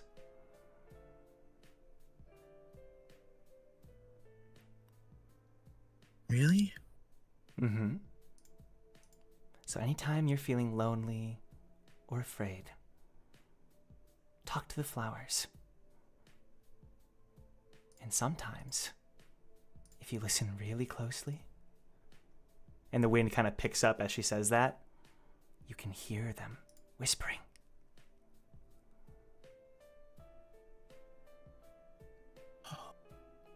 Mm-hmm. Whoa. Now, run along. It's time you went over to Lucas. Okay. I love you. Can I help with dinner tonight? Of course. What do you want to make? Something big. Big? Like what?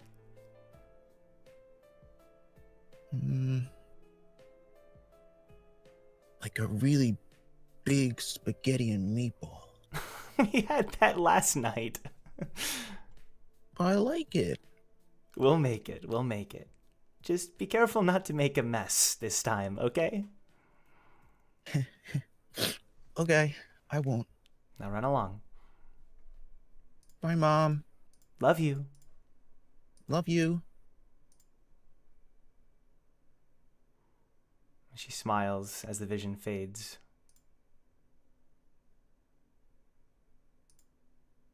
Everyone who is in that room, 10 minutes have gone by where it's kind of just been nothing. Duke of Bones, he's gone back. He's checked the back door.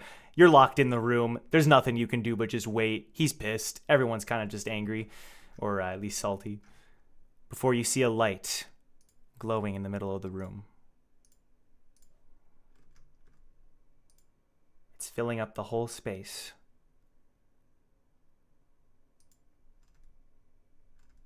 I say, what is this light glowing in the middle of the room?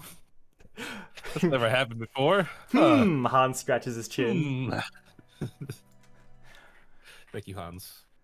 Of course, I'm curious as well. What's going on here?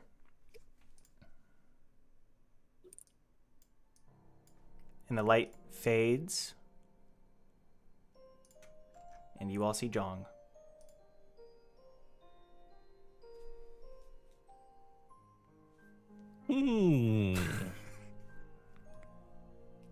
This has got to be a trick, right? Come on, which version of Jong is this one? I mean, this like workshop Jong? No. Post-workshop Jong? No, this is the troublemaker. The one who kept calling us names. I mean, everyone calls you guys names, but I Okay, mean... shut the fuck up, Frog. I'm glad you remember my name. Jong? Shion like steps forward.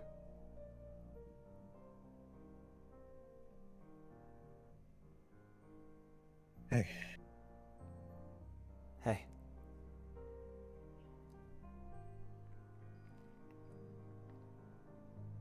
Welcome back. Come on.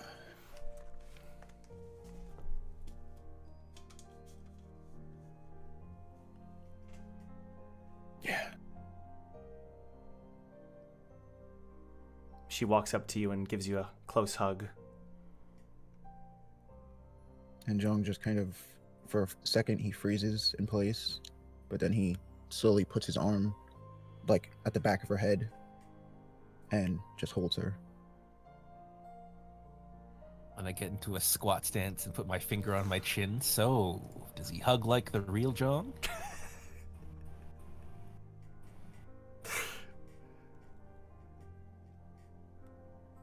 You are as talkative as ever, huh?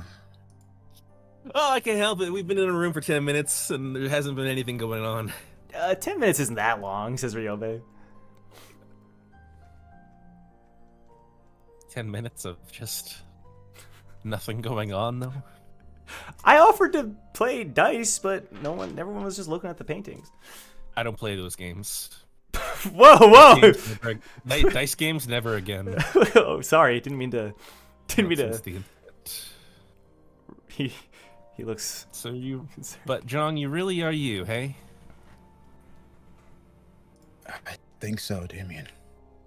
Well, it's good to have you back. Thanks. Hugo walks over to you, Brack, and like kind of nudges you, as if to say, "What's your take on this?"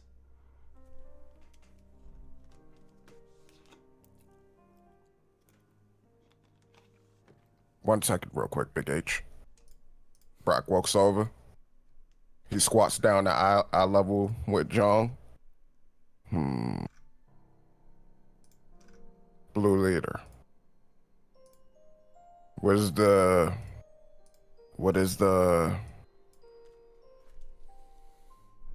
Don't No, take too I long, got- Brack. Big H, I really have nothing. But Big H, what should I ask? Hi, Jong. Hey, Hugo. Okay, never mind. That's Blue Leader. And Brack just puts his hand on his head, ruffles it. Good to see you guys. I take it I've been gone for a minute.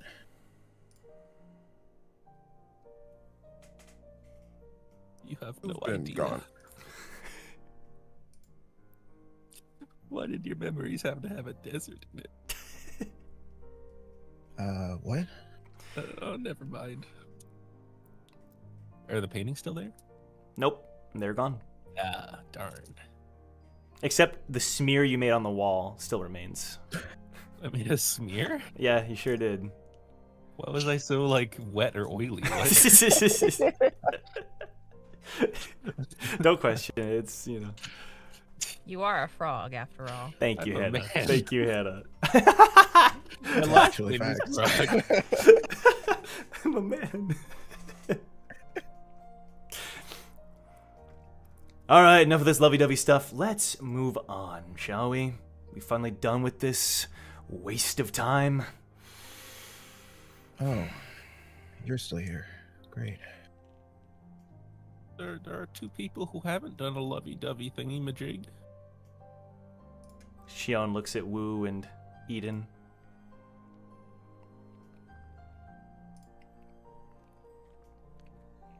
If they didn't help. And Jong, like, he walks around Shion and he just walks up to Wu. Wu is kind of just turning his back a little bit. If you look closely, you notice that he's crying a little bit. But he's trying to stop all that.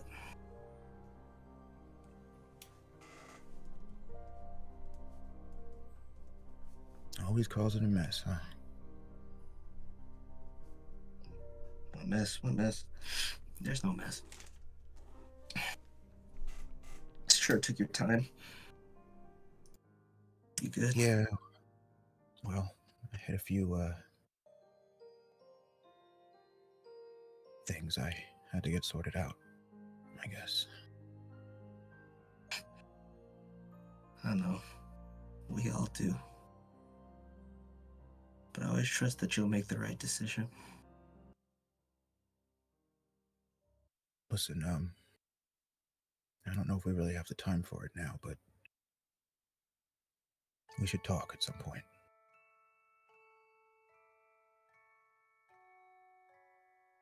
And Wu just turns around and gives Jong a hug. I'm really sorry. I'm so sorry. We don't have the time for it. I'm stronger than this now, but when we do, I hope you'll give me the chance to explain. It's gonna be hard. We've got a lot of explaining to do.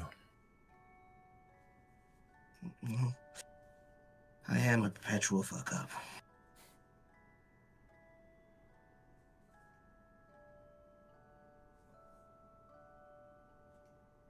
So, you made a decision? Yeah. I think so.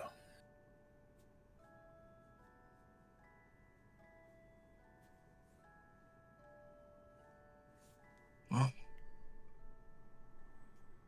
now, you might be the big brother.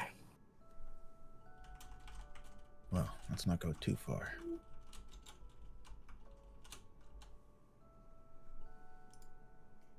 Jeong just pats Wu on the shoulder. And then he turns and walks over to Eden.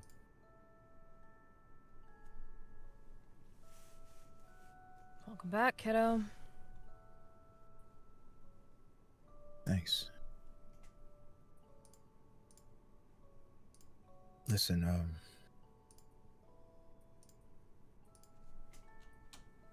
I know things are,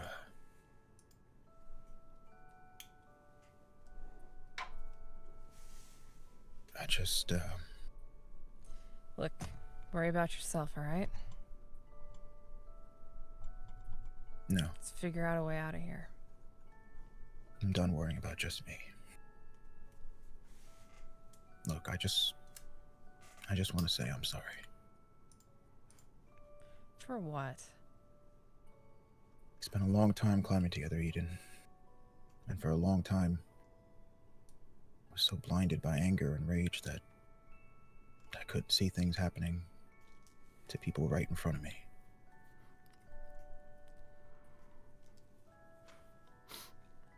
I'm sorry that I couldn't be the teammate you needed me to be. And I don't know if this life is Aki, what it's done for you, but I'm sorry that this team couldn't do that for you. And whatever it is you're looking for, maybe it's Azaki, I hope you find it.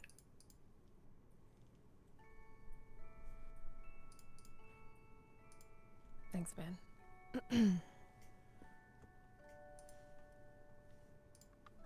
And then, above you all, the giant mirror appears in the room. Well, congratulations, regulars! You sure did it! I'm so proud of all of you! The purification has been completed. It's time that we now return to the Hell Train. And it starts to glow, the mirror. Not as if it were a reflection, but almost as a source of light. Eat a shit, Lonnie. I'm just along for the ride, Damien. I'm just here for the ride. But Damien, you as the light fills the room, you almost you feel something, but when you look, it's not as if someone's really there. It's almost like if someone was there, this is what they would have done, but you can't help but feel it nonetheless. You see CJ. CJ, okay. Thanks. CJ, huh? Holding up his hand to give you a high five.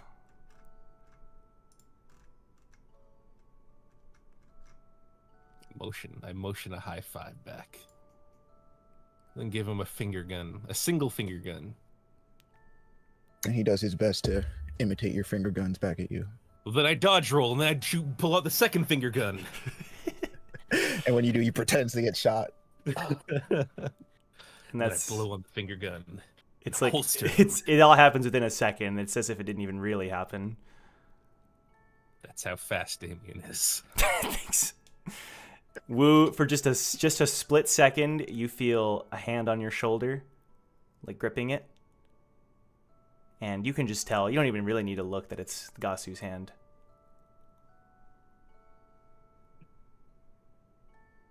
Rest easy, my boy. Rest easy. And he just looks at you and nods. Eden, you feel a tug at your shirt. And it's like, just for a moment, you see Jeong looking up at you, smiling. It's hard to tell because the light's filling the room. It's clearly some kind of hallucination, but you still make out his outline. And he smiles. And he just waves to Eden. She'll just, if he's close enough, just ruffle his hair or wave, depending on the distance. And she'll just give him a sad smile. And the light envelops the entire room.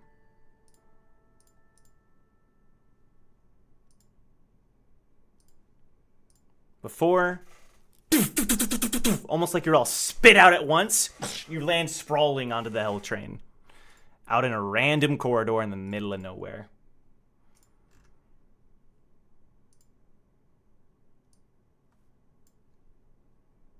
Ow. Are we back? Okay, I that guess- hurt. Where the fuck did the mirror go? If it spit us out, it's gotta... It's not here. Where the fuck's the mirror? Dude, okay. I know. Best buddy Brack? Aki.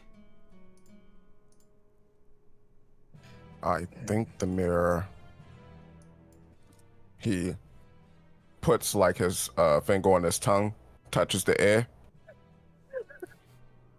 I got nothing. Damn, it could be anywhere. Boss, just listen to the voices.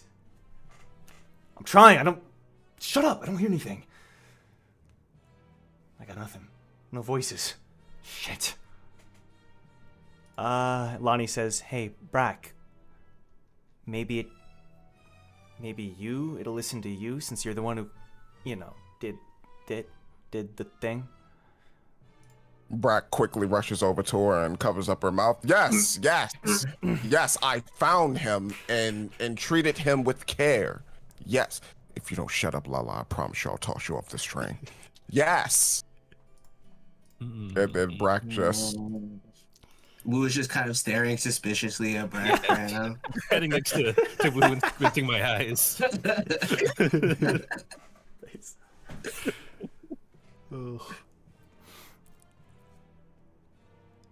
Well, we can't just stand here, right? Let's get moving. And the way this hallway works is there's really no other exit except the door in front of you. You don't have to tell us how a hallway works. Thanks a lot, Damien. Appreciate that. No Appreciate problem, God. Please give me good rolls. She just shakes her head. She has no clue what you're talking about, and neither do I. This condition's getting worse. It's okay. Left unchecked. Well, gang, we better start looking for clues if we're gonna find this mirror. Yeah, I mean, you start moving and you start heading down this hallway in the whole direction that the hallway is taking you. And before long, you reach another room. It's a bigger room this time. And then your pockets all pop up with an announcement. Congratulations, regulars, for clearing the test on the 35th floor. Oh. Who knew walking down hallways was so lucrative? Nice one, Eden. Aki, nice one, Aki, says Hans. That doesn't make sense. We haven't taken the test yet. Unless the mirror is the test. You successfully defeated the Blessed Mantis. And an image appears of a mantis with 2 sharp, skinny blades. You successfully defeated the foe, and so you have given access to the 36th floor. We'll be departing shortly. It has been 8 months since you entered the Hell Train, and it is now time to ascend to the next floor. It's been what? It's been 8 months? When did you guys beat that mantis, dude? He looks pretty strong. What mantis? I just went to sleep for 5 seconds. What are you talking about? 8 months? That wasn't us. What the hell's going on? Well, it must have been me in my sleep then. Frog. You're right, I didn't sleep. Sorry. And the list of 8 months? Wow. the list of passing participants includes everyone in that room, so Duke and his gang included. But it's still like with the banner Team Recall, and Duke just goes, "No, we gotta change that name." How do we do that? Is there a settings button here somewhere? No, How about no. we call it to a vote, all right? What do you want to call it, Duke? End of Bones. All right, I vote Team Recall. Anyone else? Band of Bones? Band of Bones, says Rio Ban Hans. We're not doing this. Look, Duke, the name is irrelevant. You want the treasure, yeah? It's time you start considering a split. How about 60-40? In your favor, of 60 course. for me is asking for a little bit less than what I had in mind.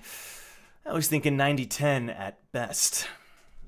What have you actually contributed so far? If you don't recall, I single-handedly fought off those fire beasts for a... That's right, you were unconscious. asleep. Black cap. That's Exactly. totally. That's right. Without me, As I'm far- afraid Aki would be toast right now. So you have at least got me to thank for that. But no one's counting. I have a hard time believing that he didn't need your help for anything. And if it wasn't for me, you would have never found the mirror. We would have found it eventually. You wouldn't have. Whatever. Regardless, I admit that we're allies. So how about you start entertaining that 60-40? I'll think about it. Promise. Okay, you do that. And while you're kind of just sitting there, the announcement continues talking about the details. You're about to transit to the next floor, etc., etc. Hugo goes over to you, Eden. I'm sorry if I was a burden back there. Why would you say that? The kid just wanted someone to talk to. Not really my thing. Look, Hugo, you've got your own stuff. And you walking away once wasn't a big deal. You guys worked it out. You weren't a burden. Why would you think that? You know, when that kid got thrown across the room back there, I was ready to break it down. I thought, some selfish part of me thought maybe I could at least save one kid. But the kid had himself, and I just watched. All of us just... He looks at you. I don't want to see it again. I don't want this train to show us anything else. I'm afraid that we're going to be shown a lot more. It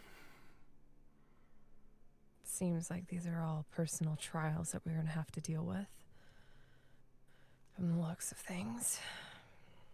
There's a lot I don't want to see either. He nods.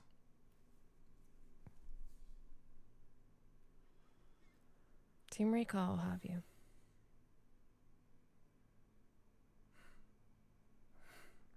They're a good team. I know that kid wasn't really real, but... And he reaches into his pocket. Here. I don't want it. And he gives you a small figurine. What is it of? Lil Jong. I think you should go give this to the one we got back. I don't know if it'll mean much to him. Hey, you've been climbing with him for the last 7 years. It'll mean a lot to him. I just know how close you and we got to the little kid, so I didn't know if you wanted something to remember him by. Starting to get used to losing kids by now, so maybe the less memories, the better. It seems like that really strikes a chord with him. Yeah. So go make memories with the ones that survived. Losing kids. Right before your eyes. I know all too well. Yeah.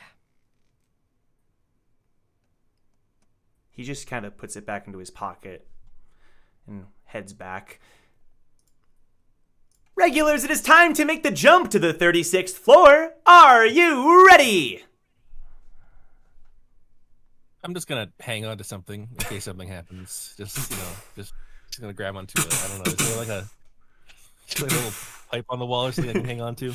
It's like little, little arm things that are little like bus handles that are sticking out of the wall. Yeah. Yeah, that seems like a good idea. Grip on one of those. We are moving to the 36th floor. Do you feel the train starting to like rise upward, and you can kind of you almost lose your balance for a second as it rises further and further. And it starts moving faster. And you're enveloped with a familiar light.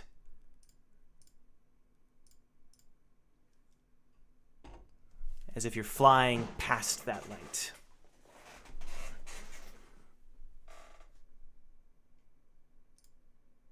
Is there a window? No window. But Where Jong, does the light come from? it's all around you, dude. When you're how many times have we moved to the next floor in this D&D campaign? I mean, it's kind of commonplace at this point. This whole thing is moving, though. You're all moving, and then the light comes from everywhere. Okay, it comes from everywhere. There's no real source. Okay. It's as if splotches of your vision get covered by this light. Haha. Okay. Good favorite transition. And then Jong. Yes.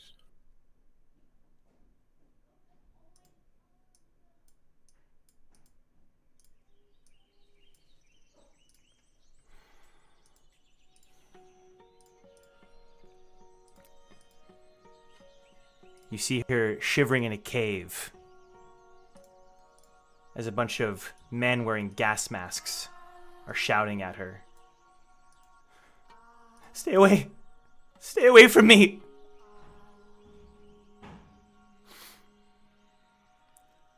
And you look over, you see someone unfamiliar, but familiar at the same time. And they're talking in a language that she can't seem to understand. And she's looking around inside of this mini prison made of wood and bars. And they all seem to be like laughing amongst themselves and talking and then looking back at her.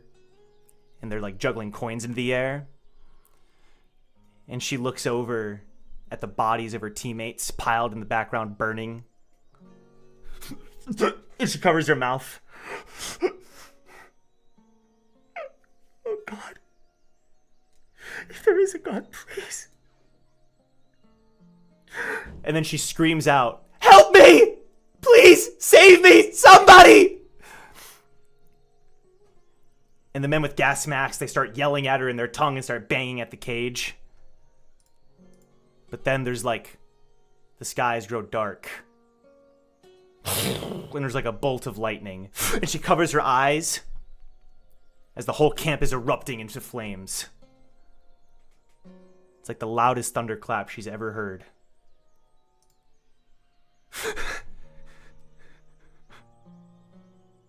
And when she takes her hands away,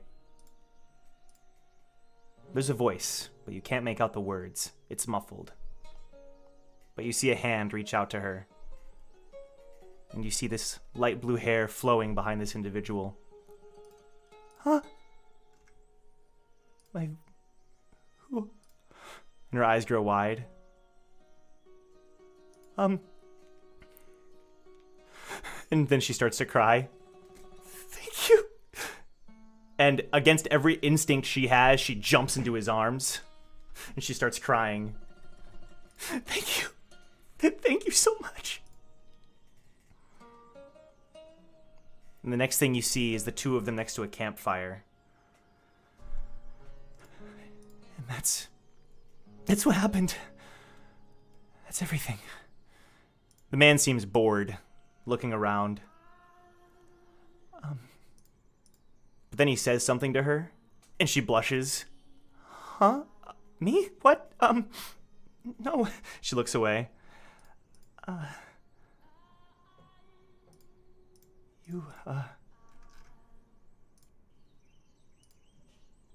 know who you are.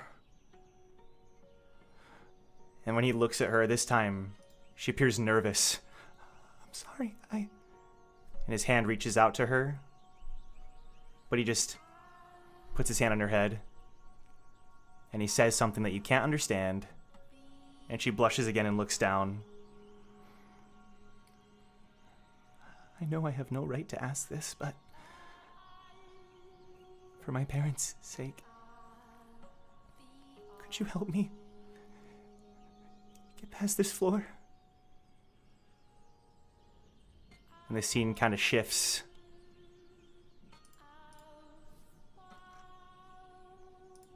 And you see that even after arriving at the next floor, the man is still with her. They travel, it seems, through the floor. You say you've been here how many times? It's no wonder you're so bored of it all. And she laughs.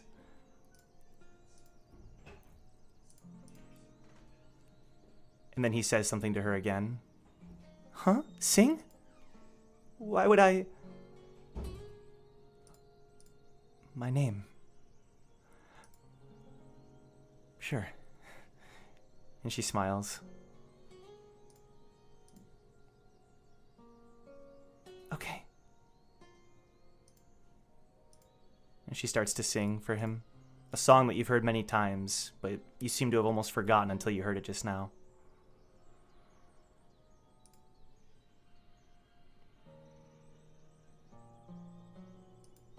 And eventually they arrive at the Khun estate. And he looks at her.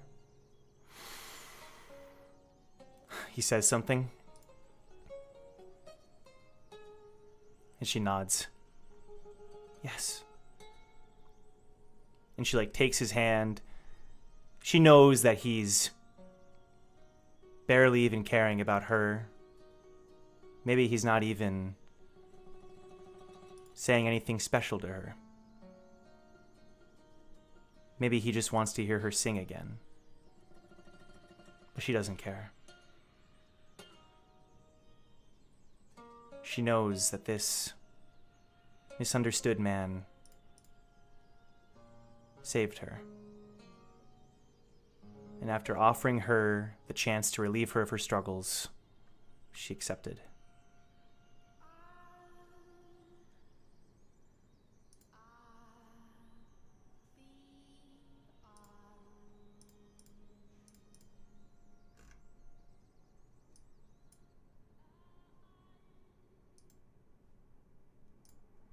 You all wake up to realize you're in the same room on the train.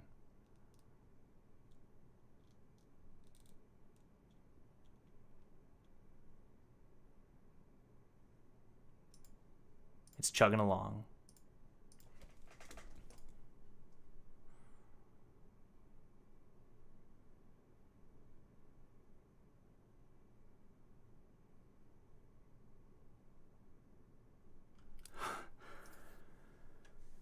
Shion checks her pocket.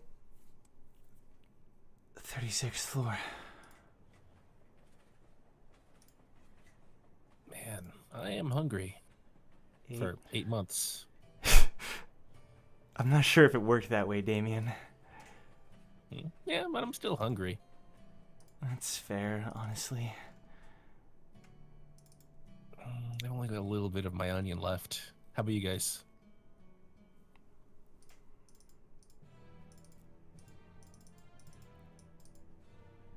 Brack? You wouldn't hold out on me, right? Want to share some of your food? What have you eaten recently? Sand. Not intentionally. It just flies in your mouth, you know what I mean? Oh my god. Onion. Frog, we talked about this. I had a delicious orange juice martini with onion powder What? back on the, Train City. Okay. Here. Have a Mopey Bang steak. Ah, excellent. Hey, Brack? Mm.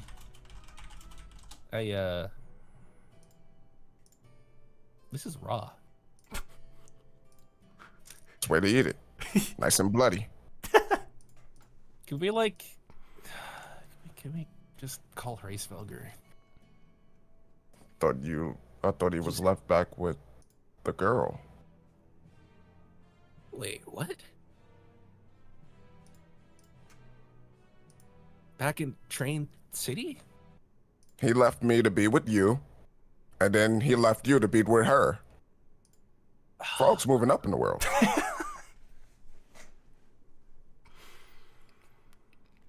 Oh, I wonder how that's gonna work.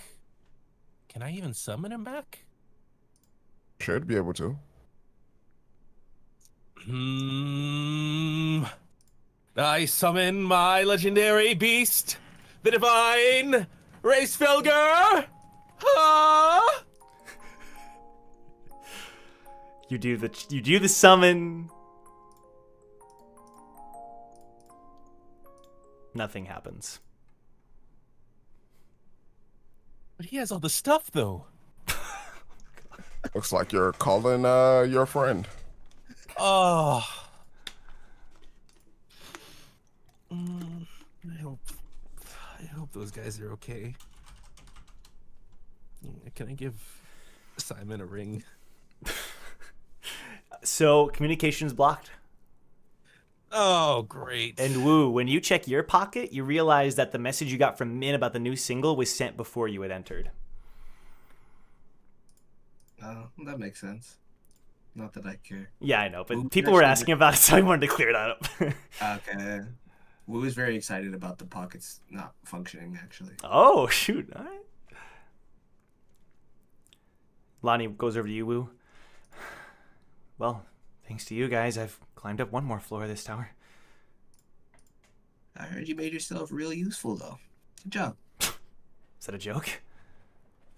No. Did it sound like one? I tend to sound like I'm joking most of the time. Kind of. I mean, I was as helpful as I've always been, which is that I'm kind of just there. Joe. Don't sell yourself short. We're happy to have you.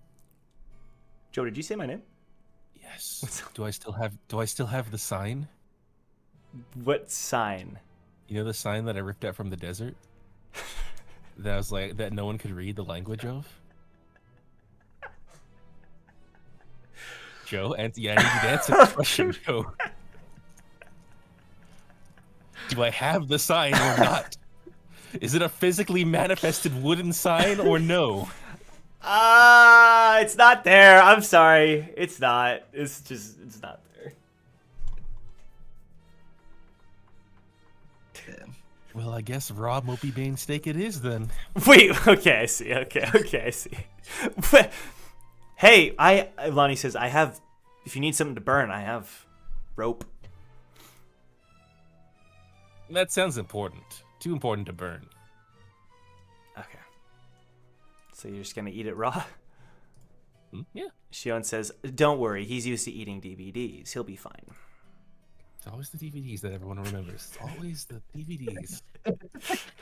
Not ketchup ice cream, not mustard ice cream.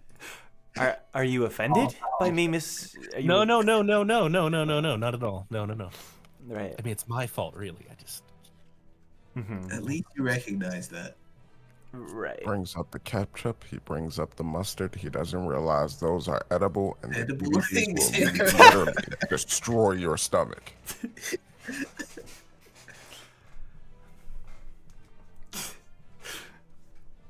Yeah, you're all just kind of sitting there, but so Duke goes, all right, who's with me? Floor 36. That's where the treasure is. Let's move.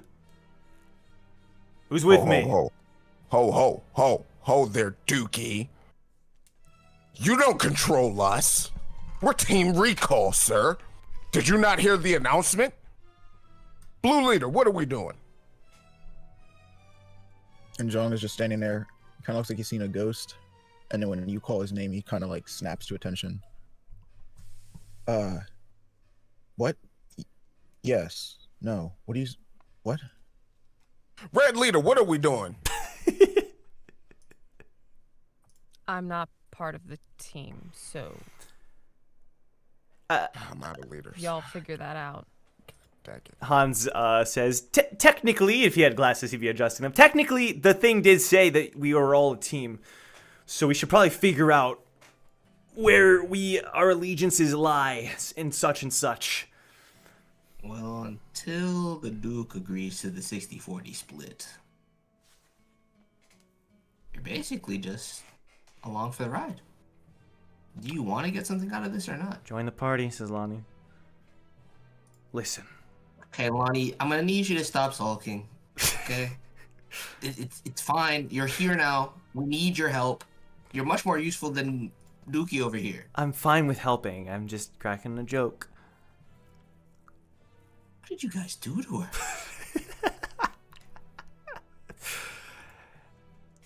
60-40, you say. I say me and the band of bones get a move on.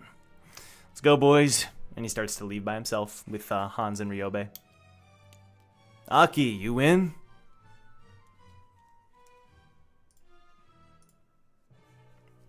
I don't even know what the treasure is. He looks at you. You want to find out? Information and communication would be fantastic right about now. Well, I promise you this. You'll get more of that from me than the rest of these idiots. What is the treasure? He looks at Wu. Rather not say in front of certain people. You act as if I don't know what the treasure is, Duke. You're a step behind, my boy. He How looks do you pretty know what shocked the at that. treasure is? I'm sorry? How do you know what the treasure Elaborate. is? Oh, no. He hasn't agreed to my terms. I have no obligation to elaborate on it. Sure. Now, you and your band of bones, Hans, you could do better. Have fun. I whisper to Jeong, I'm pretty sure no one knows what the treasure is, not even the Duke. Yeah, I'm pretty sure this is one of those competitions. I mean, wait, didn't actually the Duke say that he didn't even know what it was until he would just know it when he saw it? Yeah, Damien, I don't think there's a lot of brain cells working up there, if you know what I mean, with the dude. Ah, I see. Yeah. As I'm finishing up my raw. Yeah. Right, yeah. Blood gushing out your mouth.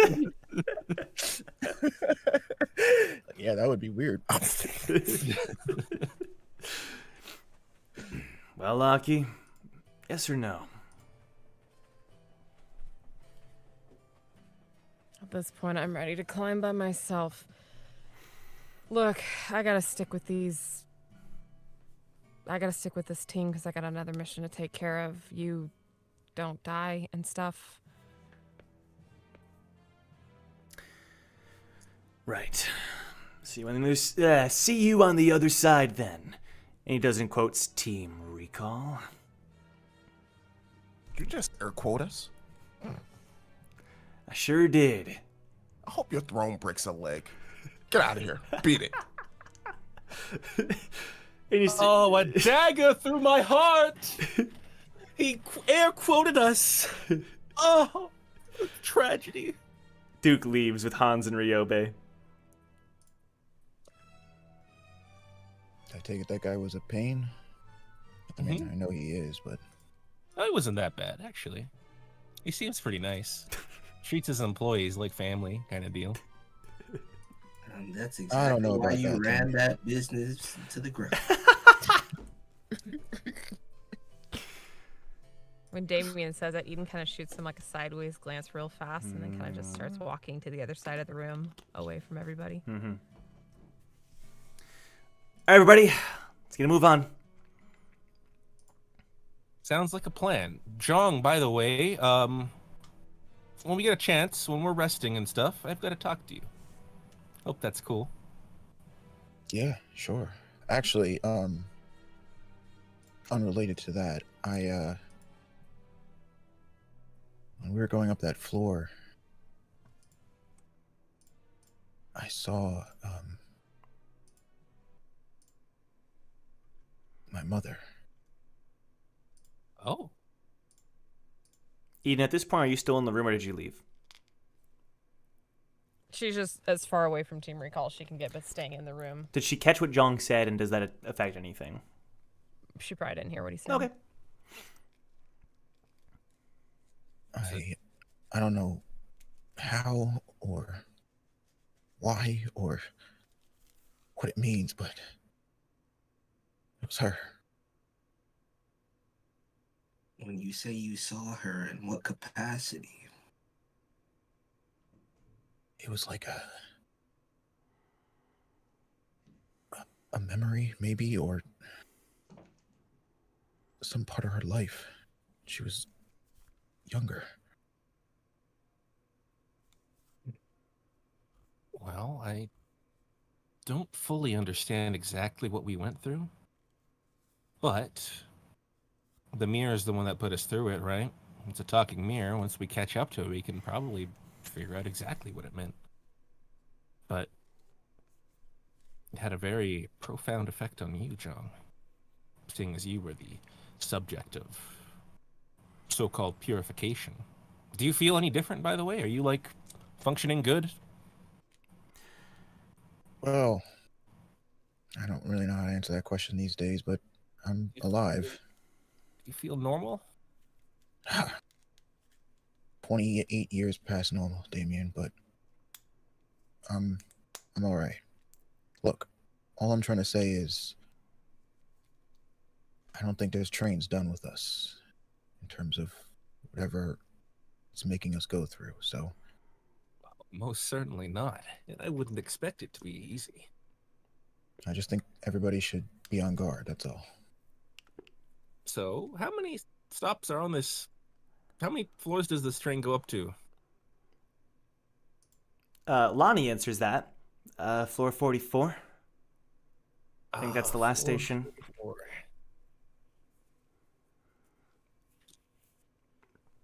If we can get all the way there, that'd be pretty crazy because I think there's this place that we can just chill for as long as we want to after we get there. But getting there is the hard part. And So that's your goal. getting to the Do they last have a lead? station. Do they have a lady? Yeah, you river? said it in a way that made me think that you wanted to stay there forever. I don't know what I want, really. Just climbing, I guess. You know? Interesting. I really don't know Yeah. why. She looks over where Eden left. I really don't know why she went so far to get me a ticket. She probably just thought I was a part of your group. She looks at you, Woo. I don't know, but I guess I'll try to make the most of it.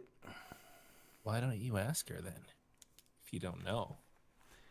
She It's actually a lot nicer than she seems. really? Yeah, she is. She's got pretty good reason to be pissed with us, but you could probably go talk to her. Okay. Maybe I'll try if we catch up to her. See, it works out. Yeah, maybe. Just Just gotta be direct. And- I am looking forward to this climb with Team Recall again. I did not mean to cut to that. Let's just stay focused at the task at hand. All right. Shion just tells you, Jong, I don't exactly know what you went through, but let's talk sometime. Yeah? I'm just really happy to have you back. There was a bit of a nightmare you left in your wake, so it's good. Saw him, Shion. Sorry? And that vision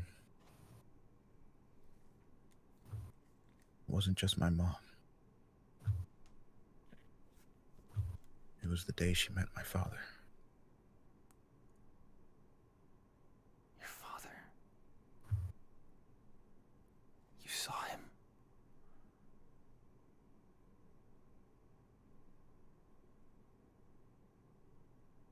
I recognize him anywhere. Not so much by his face, but presence.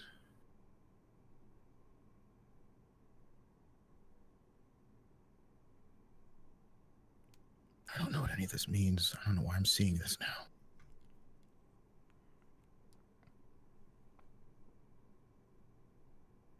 Sorry, I didn't mean to. Yeah, we should talk. No, that's, yeah, let's definitely talk. Let's go. You can tell she's just happy to have you back. Eden, oh Eden, you are walking down the hallway. And there's a fork in the road. You can go right or left.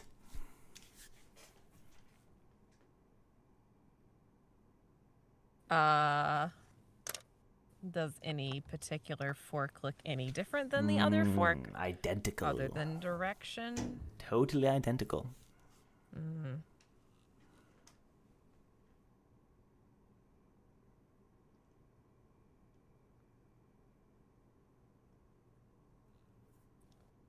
Hold on. I gotta access the friggin' memory banks here. Okay.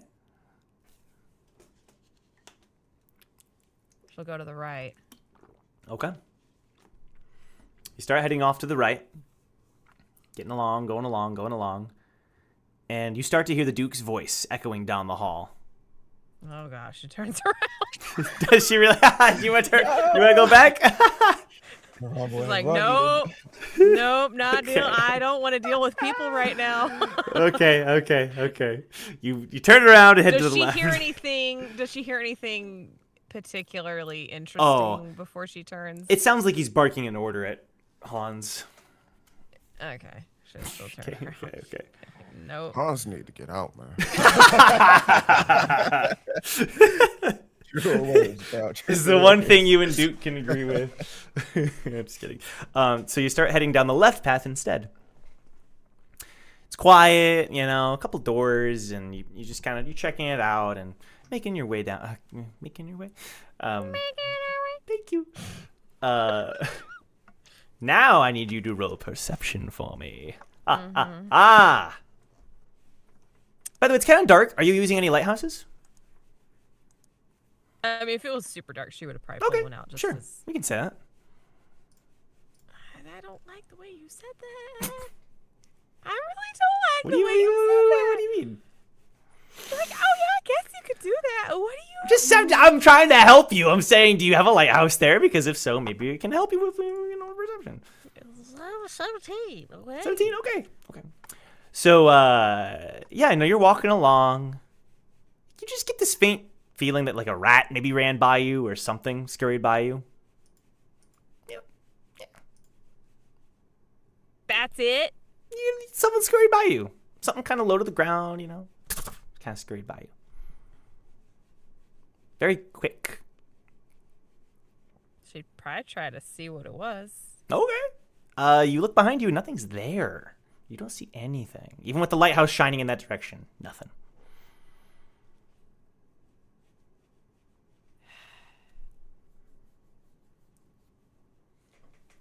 Do you look anywhere in particular? I mean, she'll look. Well, she looked back where the thing ran past her and didn't see anything. So she'll look ahead Mm-hmm. and see if she sees anything, but she's not going to go any further. Right. Does she say anything? Nothing ahead.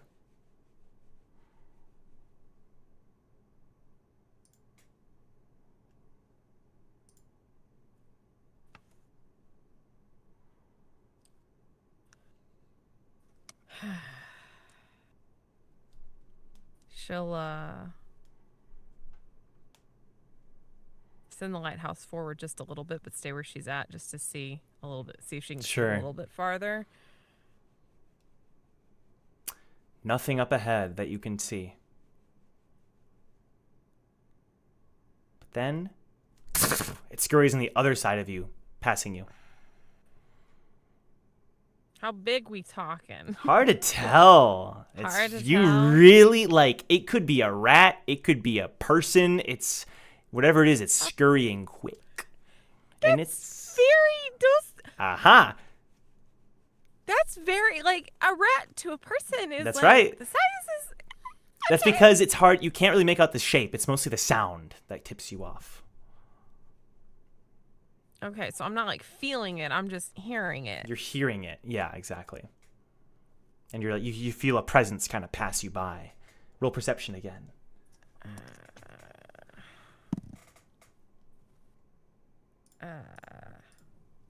18.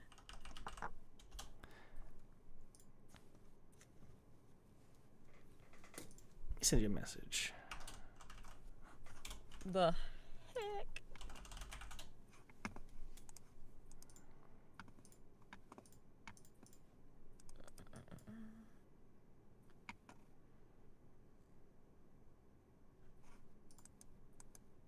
Well, she looked in front of her. She looked behind her. She looked down earlier, so she'll look up. The lighthouse kind of shining upwards. You hear someone sniffing. Someone. What, do I see anything now? The sniffing continues. Look at my screen. Something is on the ceiling. Oh, great.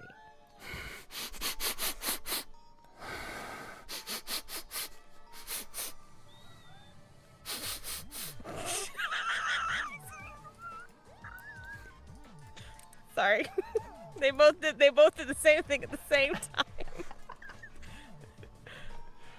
The man's eyes look down at you. His nose towards you. Family blood. Oh, great. And a little observer is flying around his head. But we're gonna end the episode there. Uh-huh. I use I Eden as fucking- I know. I already know. I'm sorry.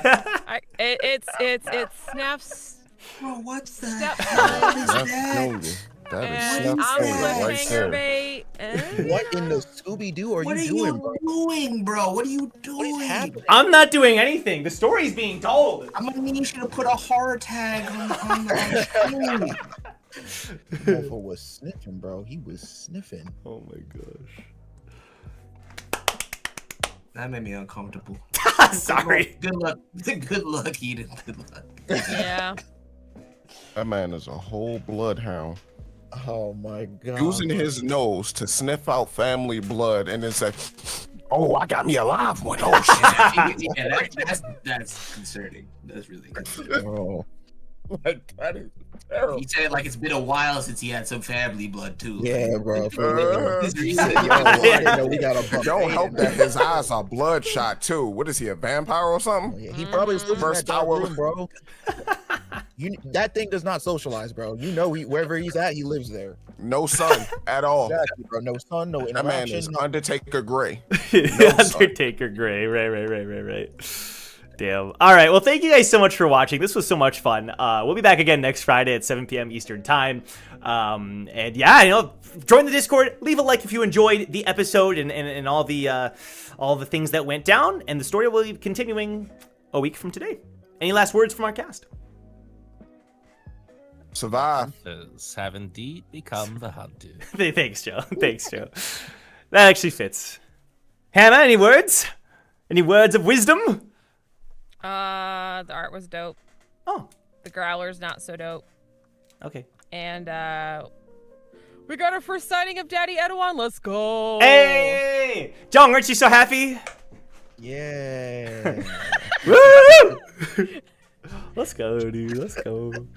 But thank you guys again, and we'll see you next Friday. Take care. Bye-bye. Peace. Bye-bye. Bye.